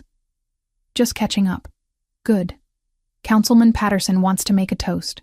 We need to be near the stage." They moved toward the front of the room. The crowd was dense here. Waiters with silver trays circulated, offering more champagne. The air was getting warm, stifling. Vanessa scanned the room, a habit she had picked up from Silvio in the last few days. She watched the faces in the crowd. The bored wives, the ambitious young men, the tired service staff. Her eyes landed on a waiter near the edge of the stage. He was thin, his uniform slightly too large for his frame. He was trembling, the champagne flutes on his tray rattling softly against each other. He looked sick, sweat beading on his forehead despite the air conditioning. Vanessa frowned. There was something familiar about the slope of his shoulders, the nervous tick of his head. He turned slightly. It was Brandon. Vanessa's breath hitched. How? How was he here? He was supposed to be in jail. Silvio had said the charges were sticky. Breaking and entering. Assault. He shouldn't be out on bail. "Silvio," she whispered, her fingers digging into his bicep. "Not now, Tesoro." "My treasure," Silvio murmured, his attention focused on the stage where Patterson was tapping a microphone. "The speech is starting." "Silvio, look," she hissed urgently. "The waiter, at 3:00. Silvio turned his head, his annoyance vanishing instantly as he followed her gaze. He saw Brandon. His body went rigid, not with surprise, but with instant calculation. His hand tightened around her waist, subtle as a warning. "Eyes forward," he murmured. "Stay at my side." Brandon wasn't looking at them. He was looking at the crowd, his eyes darting wildly. He looked terrified. He wasn't acting like an assassin. He was acting like a cornered animal. He took a step forward, shouting something incoherent. "You think you're better than me?" Brandon screamed, his voice cracking. He threw the tray of champagne onto the floor. The crash of breaking glass silenced the room instantly. "You're all filth. You think money makes you clean?" The crowd gasped and recoiled. Security guards began to move in from the perimeter, pushing through the confused guests. "It's a distraction," Silvio said, his voice ice cold. He wasn't looking at Brandon anymore. He was scanning the room, scanning the balconies, scanning the shadows. "He is the bait." Brandon continued to scream, flailing his arms, drawing every eye in the room toward him. "Look at me. I'm talking to you." Silvio grabbed Vanessa's waist. "Get down, now." But Vanessa didn't drop. Her eyes were frantically searching the darkness of the mezzanine level, the balcony that overlooked the ballroom. Why use a loud, unstable ex-husband unless you wanted everyone looking down and to the left? She saw it. A tiny, almost invisible glint of light from the velvet curtains on the balcony. And then, a small red dot. It danced across the black lapel of Silvio's tuxedo, settling directly over his heart. Time seemed to stretch and warp. The sound of Brandon screaming faded into a dull roar. The music had stopped. The only thing Vanessa could see was that red dot, the harbinger of death. Silvio was distracted, pushing her behind him, putting his body between her and Brandon, assuming the threat was the lunatic on the floor. He didn't see the laser. He was protecting her from the wrong direction. "Silvio!" she screamed. She didn't think about the dress. She didn't think about the diamonds. She didn't think about fear. She threw herself at him. She wasn't a small woman. She hit him with the full force of her weight, driving her shoulder into his chest. Silvio, caught off guard and unbalanced, toppled backward. They hit the marble floor hard, Vanessa landing on top of him. Crack. The sound wasn't like a gunshot in a movie.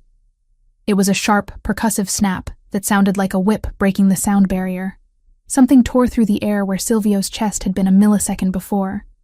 The bullet slammed into the heavy oak chair behind them, shattering the wood into splinters. The ballroom erupted into chaos. Screams tore through the air. People dropped to the floor, covering their heads. "Stay down!" Silvio roared. He flipped them over instantly, pinning Vanessa to the floor with his body. He covered her completely, shielding her head with his hand, his other hand reaching into his jacket for the gun he wasn't supposed to have but always carried. "Did they hit you?" he demanded, his face inches from hers. His eyes were wild, black holes of terror. "Vanessa, did they hit you?" "No," she gasped. The wind knocked out of her. "The balcony! It came from the balcony!" More shots rang out, but these were different. Rapid, controlled bursts. Rinaldi's security team was returning fire. Silvio didn't look up. He kept her pinned, his body a human barricade. He was murmuring a stream of curses in Italian, a prayer of violence. "Clear! The balcony is clear!" A voice shouted over the comms earpiece Silvio was wearing. "Secure the exits! No one leaves!" Silvio barked back. Slowly, the chaos subsided into the whimpering of terrified guests and the shouting of security teams. Silvio sat up, but he kept a hand on Vanessa's chest, keeping her down. He scanned her frantically. "Are you hurt?" "Tell me." "I'm okay," Vanessa said, trying to sit up. My arm stings." Silvio looked at her arm. The gold dress was ripped near the elbow. Blood was welling up, bright red against the metallic fabric, dripping onto the white marble floor. "You're shot," Silvio choked out, his face draining of all color. Vanessa looked at the wound. She saw a shard of crystal embedded in her skin. No, it's glass. From Brandon's tray. I landed on the glass. She reached to pull it out, but Silvio caught her hand. "Don't touch it. Do not touch it." He looked at the blood. Her blood. On the floor of his event. The transformation in him was terrifying. The concern vanished, replaced by a cold, demonic rage that made the temperature in the room seem to drop 10 degrees. He stood up, pulling Vanessa with him, but keeping her tucked into his side so tightly it hurt. He looked across the room. Brandon was on the ground, zip-tied again, pinned by 2 guards. He was sobbing, shouting that he didn't know about the gun, that they forced him, that he just wanted his debt cleared. Silvio didn't even look at him. He looked up at the balcony where his men were dragging a body away. The sniper. "Marco," Silvio said. His voice wasn't loud, but it carried. Marco appeared, looking grim. "Boss, we got the shooter. Albanian contractor. He's dead. Brandon is in custody. We're locking down the hotel." "Get the car," Silvio ordered. "Take Vanessa to the house. Get the doctor." "Silvio, I'm fine," Vanessa protested, though her arm was throbbing nastily. "It's just a cut." Silvio turned to her. He took her face in his hands. His fingers were trembling. "You pushed me," he whispered, as if he couldn't quite process the information. "You saw the laser. You pushed me. You were looking the wrong way," she said, her voice shaking now that the adrenaline was fading. "You took a bullet for me. It missed. It missed because you moved me. If you had been a second slower." He closed his eyes, taking a shuddering breath. When he opened them, the humanity was gone. Go with Marco. I have work to do. What work? Vanessa asked, fear gripping her again. Silvio, don't do anything stupid. The police are coming. The police can have the mess, Silvio said. He looked at the blood on her arm again. The Albanians sent a clown to distract me and a coward to kill me. And they made you bleed. He kissed her forehead. It felt like a goodbye. Go home, Vanessa. Wait for me. Silvio. He turned away. He walked toward where Brandon was being held. The look on his face promised a violence so profound that even his own men stepped back as he approached. Marco gently took Vanessa's uninjured arm. Come, Signora. Ma'am, we must go. Now. Vanessa let herself be led away, her gold dress trailing through the debris of the ruined gala. She looked back one last time. Silvio was standing over Brandon, looking down at him with the detached curiosity of an executioner. He wasn't yelling. He was just standing there, radiating death. She realized then that the war wasn't coming. The war had just started, and she had fired the first shot by saving the king. As Marco ushered her out the side exit into the waiting armored SUV, Vanessa slumped against the leather seat. The pain in her arm was sharp, burning, but it was nothing compared to the cold dread settling in her stomach. She had saved him. She knew that. But looking at Silvio's face in those final moments, she wondered if she had saved the man she loved, or if she had just unleashed the monster he kept chained for her sake. The car sped off into the Chicago night. Vanessa touched the yellow diamonds around her neck. They felt heavy. They felt like a target, but as she looked at her blood staining the gold fabric of her dress, she tightened her jaw. Let them come. She thought fiercely. Let them try. She wasn't the baker anymore. She was the woman who had tackled a Mafia don to save his life. And if Silvio was going to burn the city down for her, she would be there to hand him the matches. The silence in the penthouse was not peaceful. It was heavy, suffocating, and smelled of antiseptic and iron. The expansive living room, usually a monument to minimalist luxury, had been transformed into a makeshift trauma unit. Vanessa sat on the edge of the leather sofa, her gold lame dress, the armor that was supposed to make her invincible, ruined. The sleeve had been sheared away by surgical scissors, leaving jagged edges of metallic fabric hanging around her shoulder. Her arm was numb, deadened by a local anesthetic, but she could feel the tug and pull of the needle as Dr. Vanchetti, a man with graying hair and hands as steady as a stone, stitched the laceration closed. 3 inches lower and it would have severed the radial artery, the doctor murmured, his voice low, strictly professional. He tied off a knot with a swift, practiced motion. As it is, Mrs. Rinaldi, excuse me, Miss Collins, is lucky. It's a flesh wound, deep, but it will heal. The scarring should be minimal if treated continuously with vitamin E. Silvio did not speak. He was standing by the panoramic window, his back to the room, looking out at the city that had tried to kill the woman sitting on his sofa. He had not moved for 20 minutes. He had stripped off his tuxedo jacket, and his white dress shirt was rolled up to the elbows, the fabric stained with smears of Vanessa's blood. It was a stark, horrifying contrast to the pristine nature of the room. Done, Dr. Vanchetti announced, applying a sterile gauze pad and taping it down. He began to pack his instruments into a black leather bag. She needs rest, fluids, and no heavy lifting for 2 weeks. I'll leave a prescription for painkillers, but I suspect she's in shock.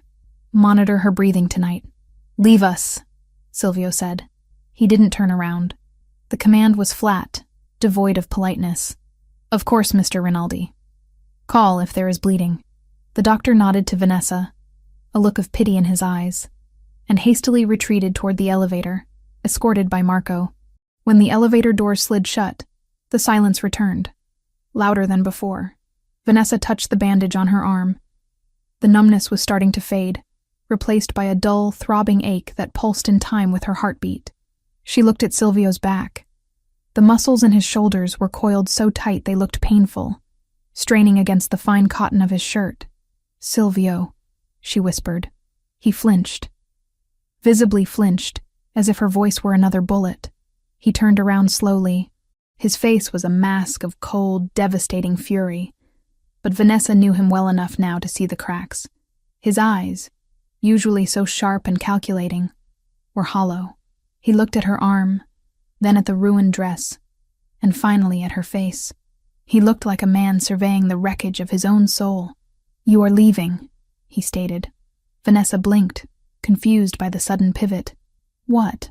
"The contract is void," Silvio said, walking toward the kitchen island where a decanter of whiskey sat.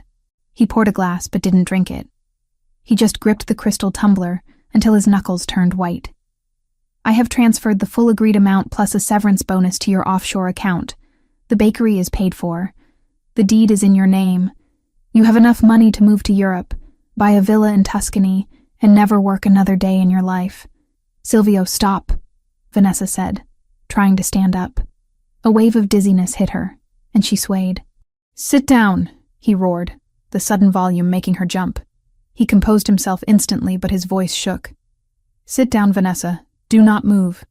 "I'm not going to Europe," she said, her voice trembling but stubborn. She sank back onto the sofa. "We have a deal. 1 year. The deal was protection." Silvio slammed the glass down on the counter. Ideally, it would have shattered, but the heavy crystal just made a dull, thudding sound that echoed like a gavel. "The deal was that I fix your life, and you fix my image. I did not hire you to bleed on my floor. I did not hire you to take a bullet meant for me. It wasn't a bullet," she argued weakly. "It was glass. It was an assassination attempt." He crossed the room in 3 long strides, stopping in front of her, towering over her. He looked terrified. "You pushed me. You saw the laser and you pushed me. Do you have any idea how stupid that was? You are a civilian. You are a baker. You run when bullets fly. You do not throw yourself in front of a man who deserves to die 1,000 times over." "I didn't think," Vanessa admitted, looking up at him. Tears pricked her eyes, not from pain, but from the overwhelming intensity of his fear. "I just saw the dot. I knew I couldn't let them hurt you." "Why?" he demanded, dropping to his knees in front of her. He didn't touch her. He kept his hands hovering, as if afraid he would break her further. "Why would you do that? For a bakery? For money?" "No," Vanessa whispered. She reached out with her good hand and touched his face. His skin was cold, his jaw rough with evening stubble. "You know why, Silvio? I told you at the gala. I didn't do it for the contract. I did it because I choose you. I choose the monster." Silvio closed his eyes, leaning his face into her palm. He let out a shuddering breath that sounded like a sob trapped in his chest. "You are a fool, a beautiful, reckless fool. I cannot protect you, Vanessa. I thought I could. I built this fortress. I hired the army. And still, they touched you. My arrogance almost got you killed. But I'm alive," she said firmly. "And you're alive. That's what matters. We're still here." He opened his eyes. The brown irises were almost black, swirling with a darkness she had never seen before. It wasn't fear anymore. It was resolution. "Yes," he said softly. "We are here, but they are still out there." He stood up, pulling away from her touch. The moment of vulnerability vanished, replaced by the icy armor of the boss. He walked to the hallway closet and pulled out a fresh black coat. He checked the magazine of his pistol, the metallic click-clack of the slide sounding obscene in the quiet room. "Where are you going?" Vanessa asked, panic rising in her chest. She pushed herself up, ignoring the dizziness.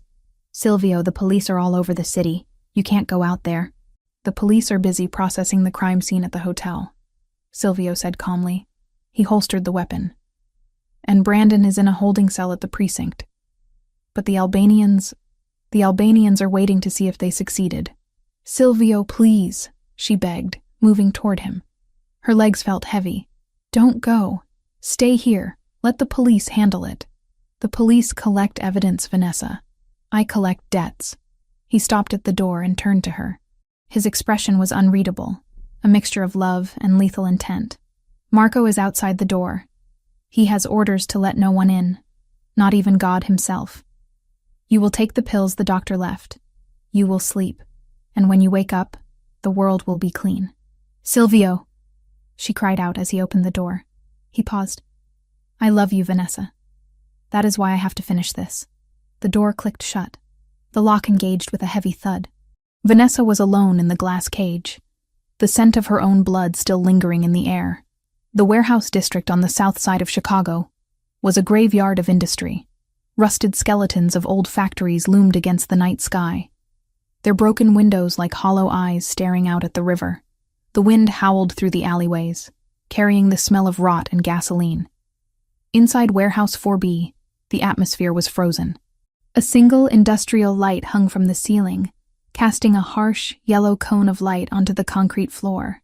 In the center of the light, kneeling on the damp ground, was Brandon. He was still wearing the waiter's uniform from the gala, though it was now torn and stained with sweat and grime. His hands were zip-tied behind his back. His face was swollen, a map of bruises from where security had subdued him. He was weeping, a low, pathetic sound that echoed off the metal walls. Standing in the shadows were three men. They were not Italians. They were tall, broad, with harsh features and cold eyes. The Albanians. Their leader, a man named Luca, stood with his arms crossed, smoking a cigarette. He looked impatient. Where is he? Luca growled, checking his watch. He said midnight. It is midnight. Maybe he is dead, one of his men sneered. Maybe the shot didn't miss. The shot missed. A voice echoed from the darkness of the main bay door. The Albanians spun around, hands going to their jackets. Silvio Rinaldi stepped into the light. He was alone. He walked with a casual, terrifying confidence, his hands open at his sides. He didn't look like a man who had almost been assassinated 3 hours ago. He looked like a man who had come to inspect a property. Rinaldi, Luca said, relaxing slightly but keeping his hand near his holster. You have balls coming here alone.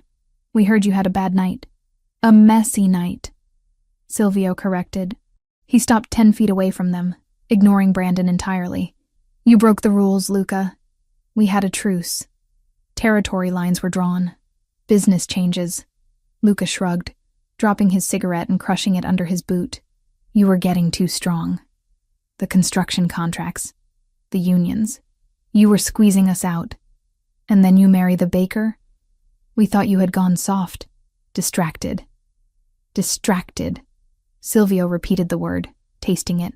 He looked at Brandon, who was looking up at him with desperate hope.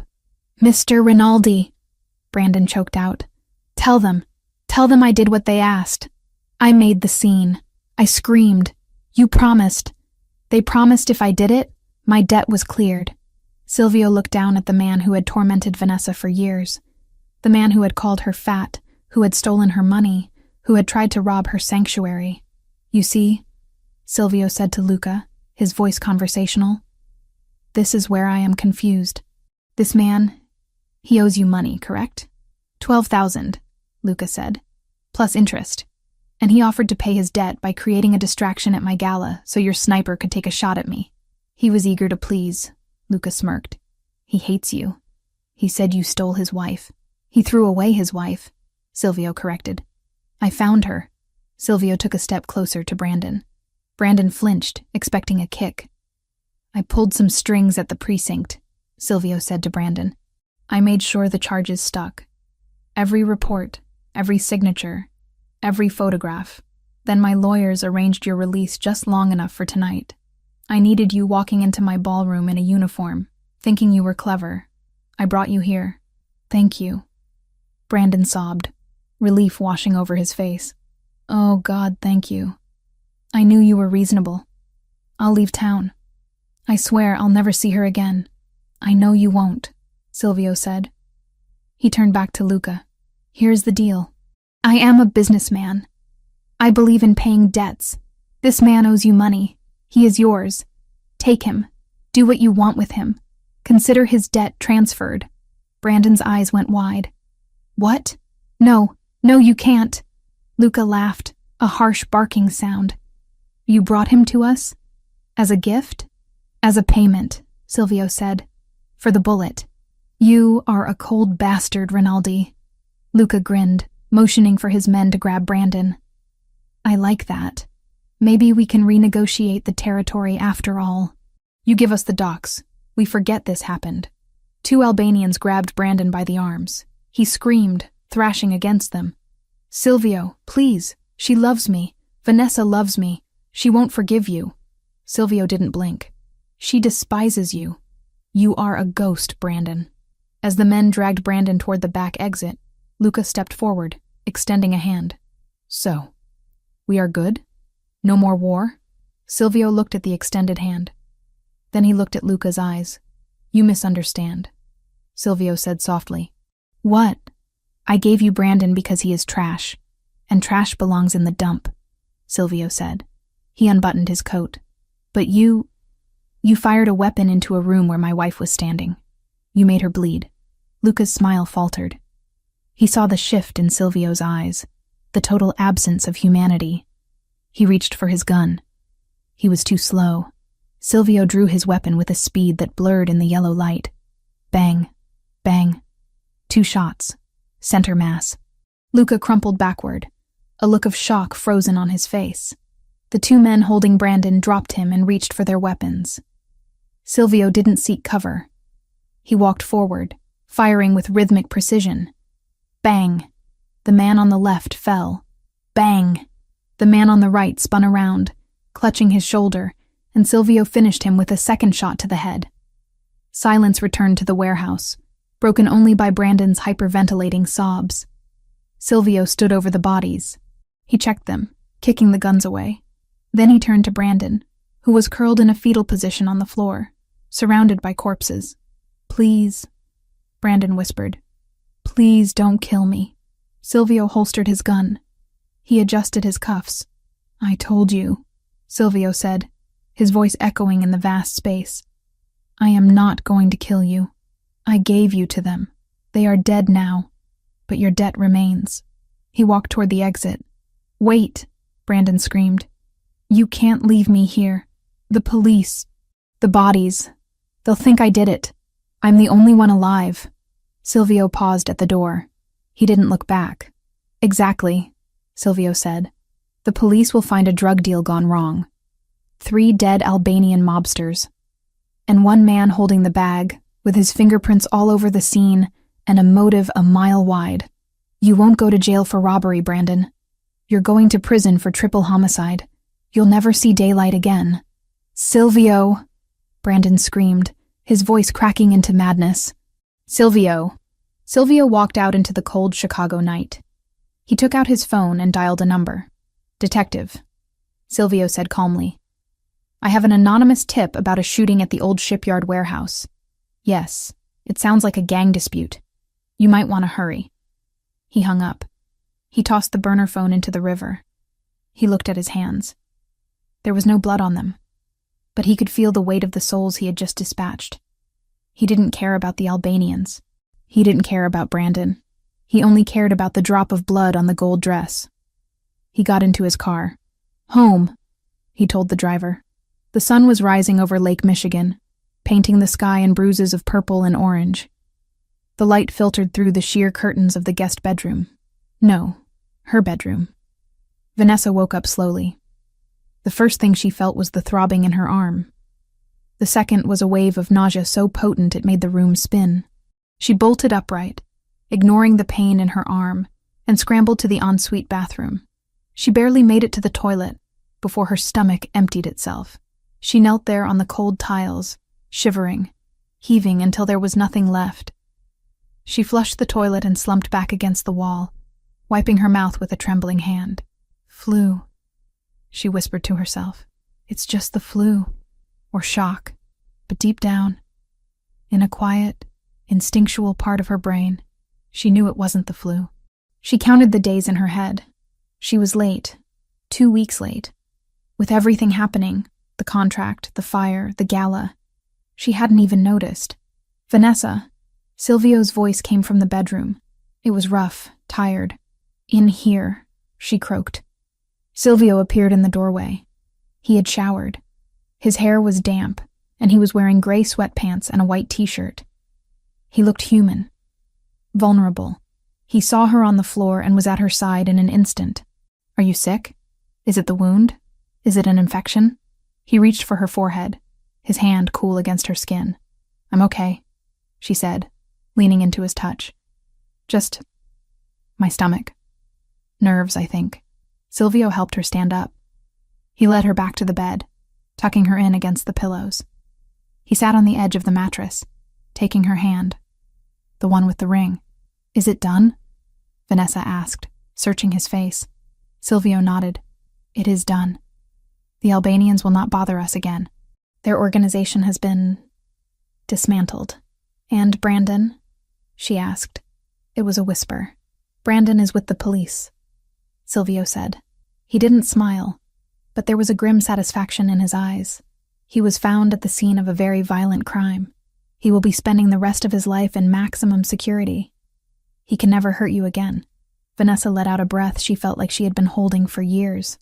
The boogeyman was gone. And you? She asked. Are you okay? Silvio looked down at their joined hands. I am a man who kills, Vanessa. I made peace with that a long time ago. But last night I killed because they hurt you. And that felt different. It felt righteous. He looked up at her, his dark eyes vulnerable. Can you live with that? Can you live with a man who has blood on his hands, as long as it is not yours? Vanessa looked at him. She saw the exhaustion, the fear of rejection, the desperate love he was trying to hide. She thought about the nausea in her stomach. She thought about the baby that might be growing inside her, a child made of light and shadow. She reached out and traced the line of his jaw. I told you, Silvio, she said softly. I choose you, all of you, the suit and the gun, the gala and the warehouse. I'm not going anywhere. Silvio leaned forward and kissed her. It was gentle, chaste, a promise of peace after the war. Then sleep, he whispered. We have a life to build. And I have a feeling it is going to be a long one. Vanessa closed her eyes, the morning sickness fading into a dull background noise. She was safe. She was loved. And for the first time in her life, she was exactly where she belonged. 8 months had passed since the night the warehouse floor was stained with retribution, but the Chicago skyline remained the same, a jagged range of steel and glass piercing the autumn sky. What had changed, however, was everything else. Sweet Haven had reopened, scarred but standing, with a temporary kitchen built inside a leased storefront while a new warehouse rose from ash. Vanessa's grandmother had cried when Vanessa placed the first warm loaf into her hands again, proof that their legacy hadn't been burned out of the world. Jerry still drove the deliveries on Tuesdays, stubbornly refusing to quit. Silvio had quietly paid his lost wages and made sure Jerry's children would never go without. Vanessa stood in the center of the bridal suite at the Rinaldi estate, a sprawling mansion on the shores of Lake Michigan that made Silvio's penthouse look like a bachelor pad. She stared at her reflection in the gilded trifold mirror, one hand resting protectively on the swell of her stomach.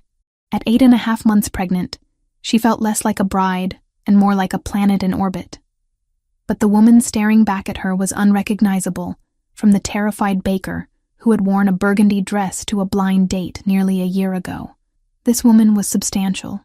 She was radiant. She was formidable. Hold still, Ness, or I'm going to stick you with this pin, Jessica warned, kneeling on the floor surrounded by layers of ivory silk. I can't help it. Vanessa laughed, a rich, throaty sound. He's kicking again. I think he knows today is a big day.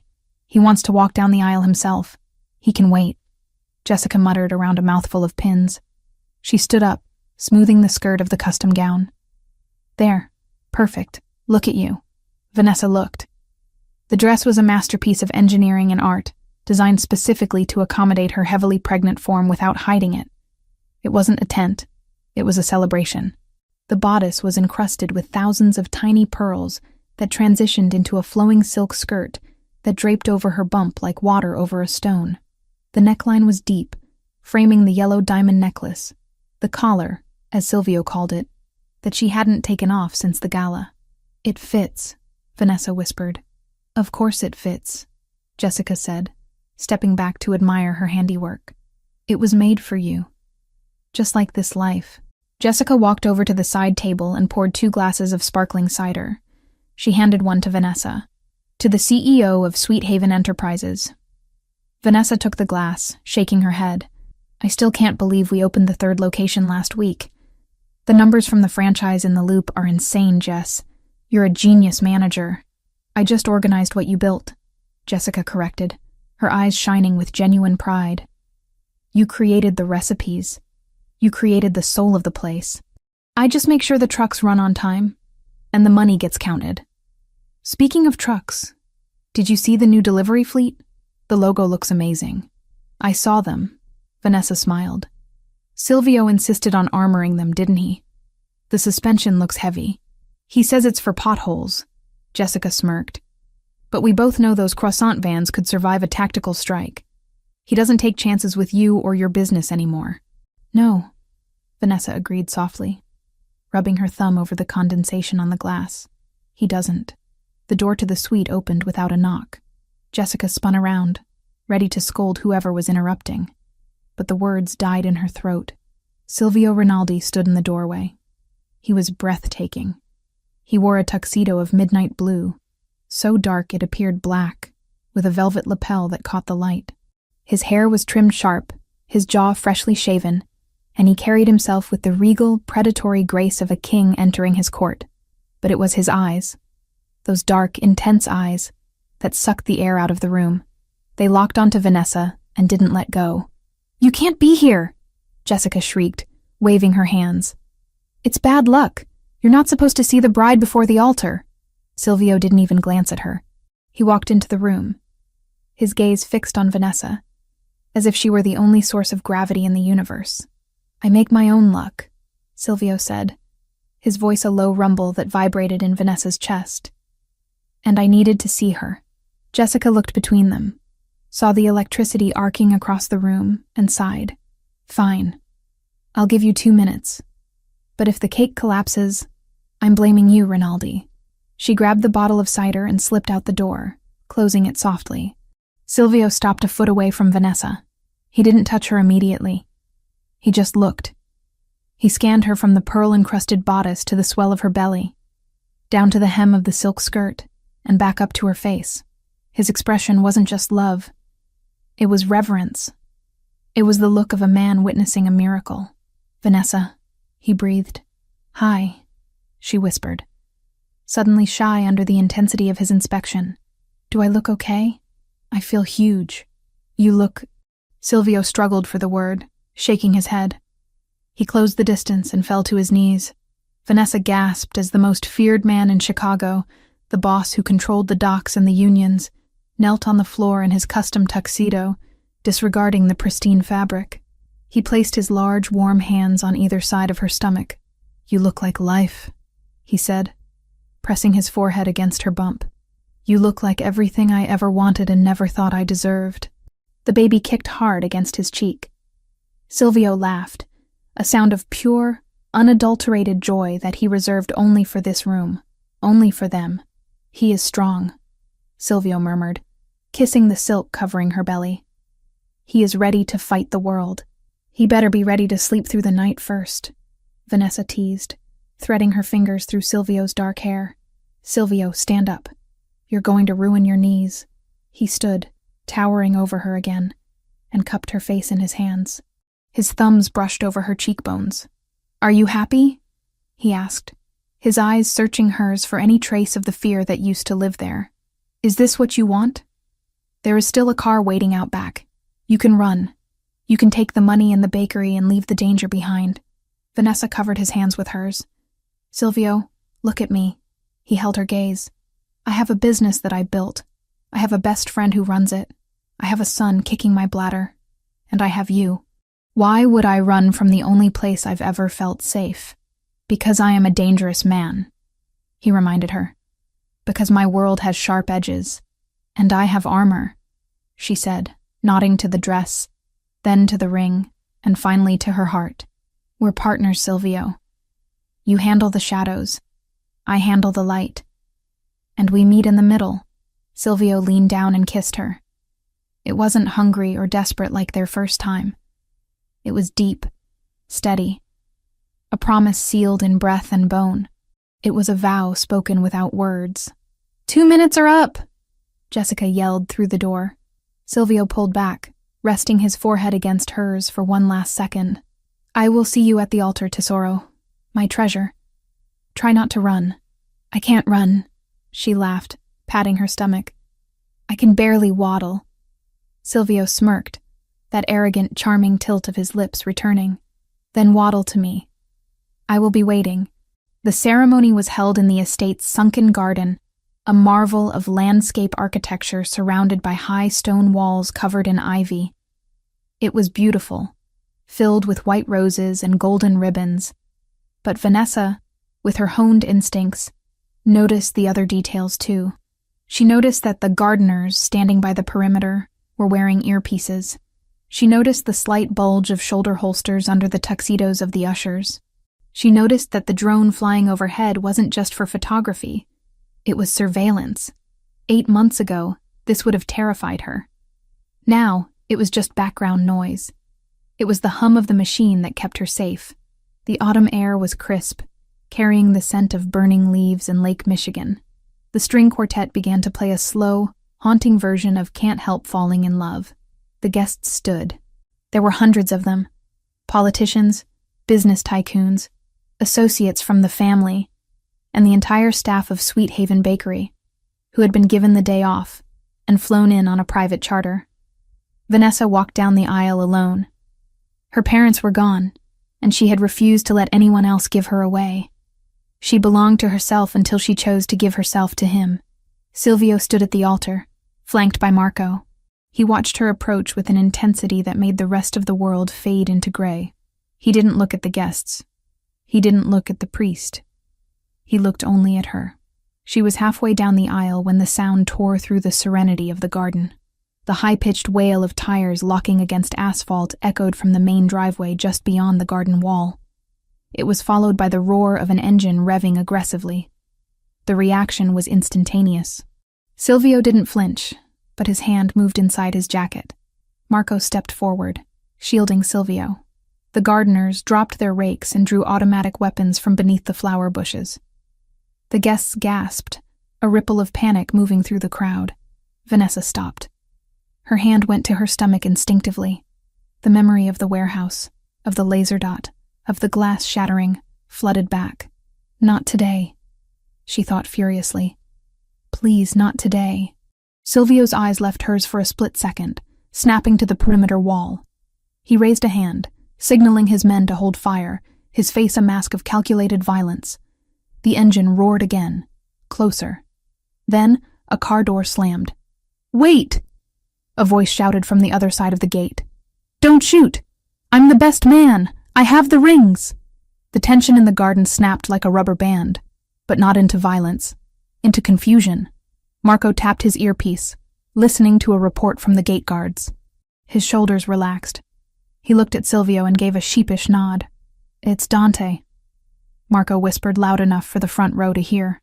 "His car broke down on the highway. He borrowed a delivery scooter to get the rings here, then hitched a ride with the caterer's late van. He told the driver to floor it." Silvio let out a breath, his hand coming out of his jacket empty. He looked at Vanessa. She stood frozen in the middle of the aisle. Then, she started to laugh. It started as a giggle and bubbled up into a full, belly-shaking laugh that relieved the pressure in the air. "It's okay," Vanessa called out to the terrified guests. "It's just the rings. Nobody is dying today." The gate burst open, and Dante, Silvio's youngest cousin, ran in, disheveled, holding a velvet pillow. I'm here. Don't kill me, boss." Silvio shook his head, a wry smile touching his lips. He stepped down from the altar, ignoring protocol again, and walked to where Vanessa stood. "Are you okay?" he asked, taking her hands. "I'm fine," she said, wiping a tear of laughter from her eye. "Just never a dull moment with you, is there?" "Never," he promised. "Shall we finish this before anyone else decides to crash the gates? Please." They walked the rest of the way together. The vows were short. They didn't need flowery poetry. They had already proven their devotion in blood and ink. "I, Silvio, take you, Vanessa, to be my wife, to protect you when the world burns, to honor you when the silence falls, To love you until my last breath leaves my body.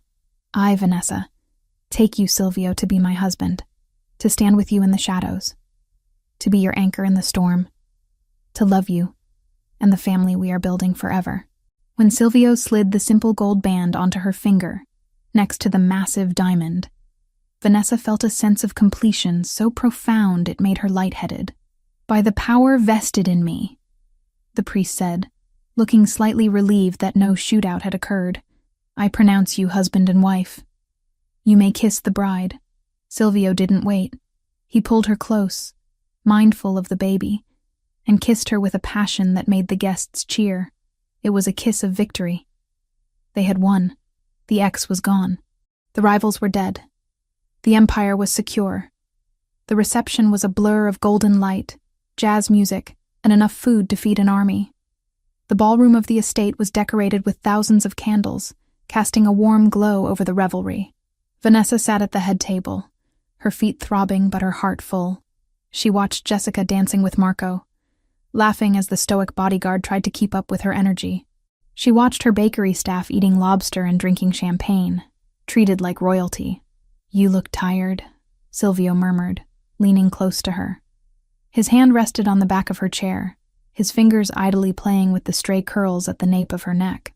"Happy tired," she corrected. "My feet are plotting a mutiny, though. We can leave," he offered immediately. "I can clear the room in 5 minutes." "And miss the cake?" Vanessa pointed to the massive 5-tier confection in the center of the room, a creation from her own bakery, designed by her top pastry chef. "Absolutely not. I need to see if the buttercream held up." "Always the baker," Silvio chuckled, kissing her temple. "Come, dance with me. 1 song, then we cut the cake." He helped her up. She felt heavy, her center of gravity shifted, but Silvio held her as if she were weightless. They moved to the dance floor. The band slowed the tempo, playing a soft, instrumental jazz ballad. Silvio pulled her close, leaving space for the baby between them. They swayed gently. "You did it," Vanessa whispered against his lapel. "You gave me the fairy tale. A slightly twisted, dark Mafia fairy tale, but a fairy tale nonetheless." "You wrote the story, Vanessa," he said seriously. "I just provided the setting. You are the one who turned a contract into a life. I love you, Silvio. I worship you, Vanessa." She closed her eyes, resting her head on his shoulder, letting the music wash over her. She felt the baby shift again, a low, deep pressure. Then she felt something else. A sharp, distinct pop low in her abdomen, followed immediately by a gush of warmth. Vanessa stopped moving. Her eyes snapped open. "Silvio," she said, her voice strangled. He stopped instantly. "What is it? Are you in pain?" "The cake," she said, looking down at the puddle of clear fluid rapidly expanding on the marble floor beneath her gold dress. "We're going to have to skip the cake." Silvio followed her gaze. He stared at the water. For a second, the ruthless Mafia boss looked completely, utterly panicked. "Is that my water?" Vanessa confirmed, gripping his lapel tighter as a contraction hit her. Not a practice one, but a real, tightening cramp that stole her breath. "It's time." The transformation in Silvio was instantaneous. The panic vanished, replaced by tactical command mode. "Marco!" he roared over the music. The music cut out. The room went silent. "Get the car. Call the hospital. Tell Dr. Vanzetti to prep the delivery suite." Silvio barked orders as he scooped Vanessa up into his arms. "Silvio, I can walk," she protested, though another contraction made her wince. "You are in labor. You do not walk," he stated, striding toward the exit. "Out of my way! Move!" The guests parted like the Red Sea. Jessica came running up, her face pale. "Is it the baby?" "It's the baby!" Vanessa called out over Silvio's shoulder, actually laughing despite the pain. "Jess, save me a slice of cake!" "Go, go!" Jessica shouted, clapping her hands. Silvio carried her out of the ballroom, down the grand steps, and into the waiting limousine that Marco had already pulled up. He settled her in the back seat, shouting at the driver to drive. As the car sped away, leaving the party behind, Vanessa gripped Silvio's hand. The pain was intensifying, coming in waves. "Breathe," Silvio coached, looking more stressed than he had during the shootout. In and out, just like the class. You hated the class, she panted. I hated the pillows, he corrected, wiping sweat from her forehead with his silk handkerchief. The breathing was logical. You are doing great, Tesoro. My treasure. We will be there in 10 minutes. Silvio, she gasped as the contraction peaked. If I break your hand, I'm sorry. Break it, he offered, offering his other hand too. Break whatever you need. Just bring our son to me. The labor was long. It was messy. It was agonizing. It was nothing like the movies. For 6 hours, Vanessa fought. She sweated, she cursed, she cried. And through every second of it, Silvio was there. He didn't leave the room. He didn't look away. He held her hand. He fed her ice chips. He let her scream into his shoulder. He was her anchor in the storm of biology that was taking over her body. When the final moment came, when the doctor said it was time to push, Silvio was right beside her head, whispering encouragement in Italian, his voice thick with emotion. You are a warrior, he told her. You are the strongest thing on this earth. One more, Vanessa. Just one more. With a final guttural cry that ripped from her throat, Vanessa gave everything she had left. And then, the sound changed. A thin, high-pitched wail filled the room. Vanessa collapsed back onto the pillows, sobbing with exhaustion. Is he okay? He is perfect, the doctor announced. Silvio watched as the nurses cleaned the infant. Tears were streaming down his face, unashamedly. He looked at the bloody, squalling bundle as if it were the Holy Grail. The nurse wrapped the baby in a blanket and handed him to Vanessa. She looked down. He was tiny, red-faced, and furious at the world. He had a tuft of black hair, and when he blinked his eyes open for a second, she saw they were dark. Dark like obsidian. Dark like his father's. Hi, she whispered, touching his tiny fist. Hi, little one. Silvio leaned over the bed, his presence encompassing them both. He reached out a trembling finger and stroked the baby's cheek. The baby turned his head toward the touch. A son, Silvio whispered, his voice cracking. Alessandro. We will call him Alessandro. Alessandro Rinaldi. Vanessa tested the name. It sounded strong. It sounded like a legacy. I like it. Silvio kissed her, tasting of salt and joy. Thank you. Thank you for this life. Thank you for him. 3 days later, Vanessa stood on the balcony of the penthouse, the same balcony where she had once stood in a silk robe, terrified of the future. The city of Chicago lay spread out below them, a grid of lights twinkling in the twilight. She held Alessandro in her arms. He was sleeping, wrapped in a blanket knitted by Jessica. Silvio came up behind her, wrapping his arms around her waist, careful of her healing body. He rested his chin on her shoulder, looking down at his son. He is sleeping? Silvio asked softly. For now. Vanessa smiled. He has your temper, though. When he's hungry, the whole building knows it. Good, Silvio said. He will need a loud voice to lead this family one day. Vanessa leaned back into him. You know, a year ago, I was serving pasta and dodging a man who called me worthless. I was counting pennies to pay rent. I thought my life was over. And now, Vanessa looked at the reflection in the glass door. She saw a woman who had walked through fire and come out forged in gold. She saw a mother holding the future in her arms. She saw a wife held by a man who would tear down the sky to keep her dry.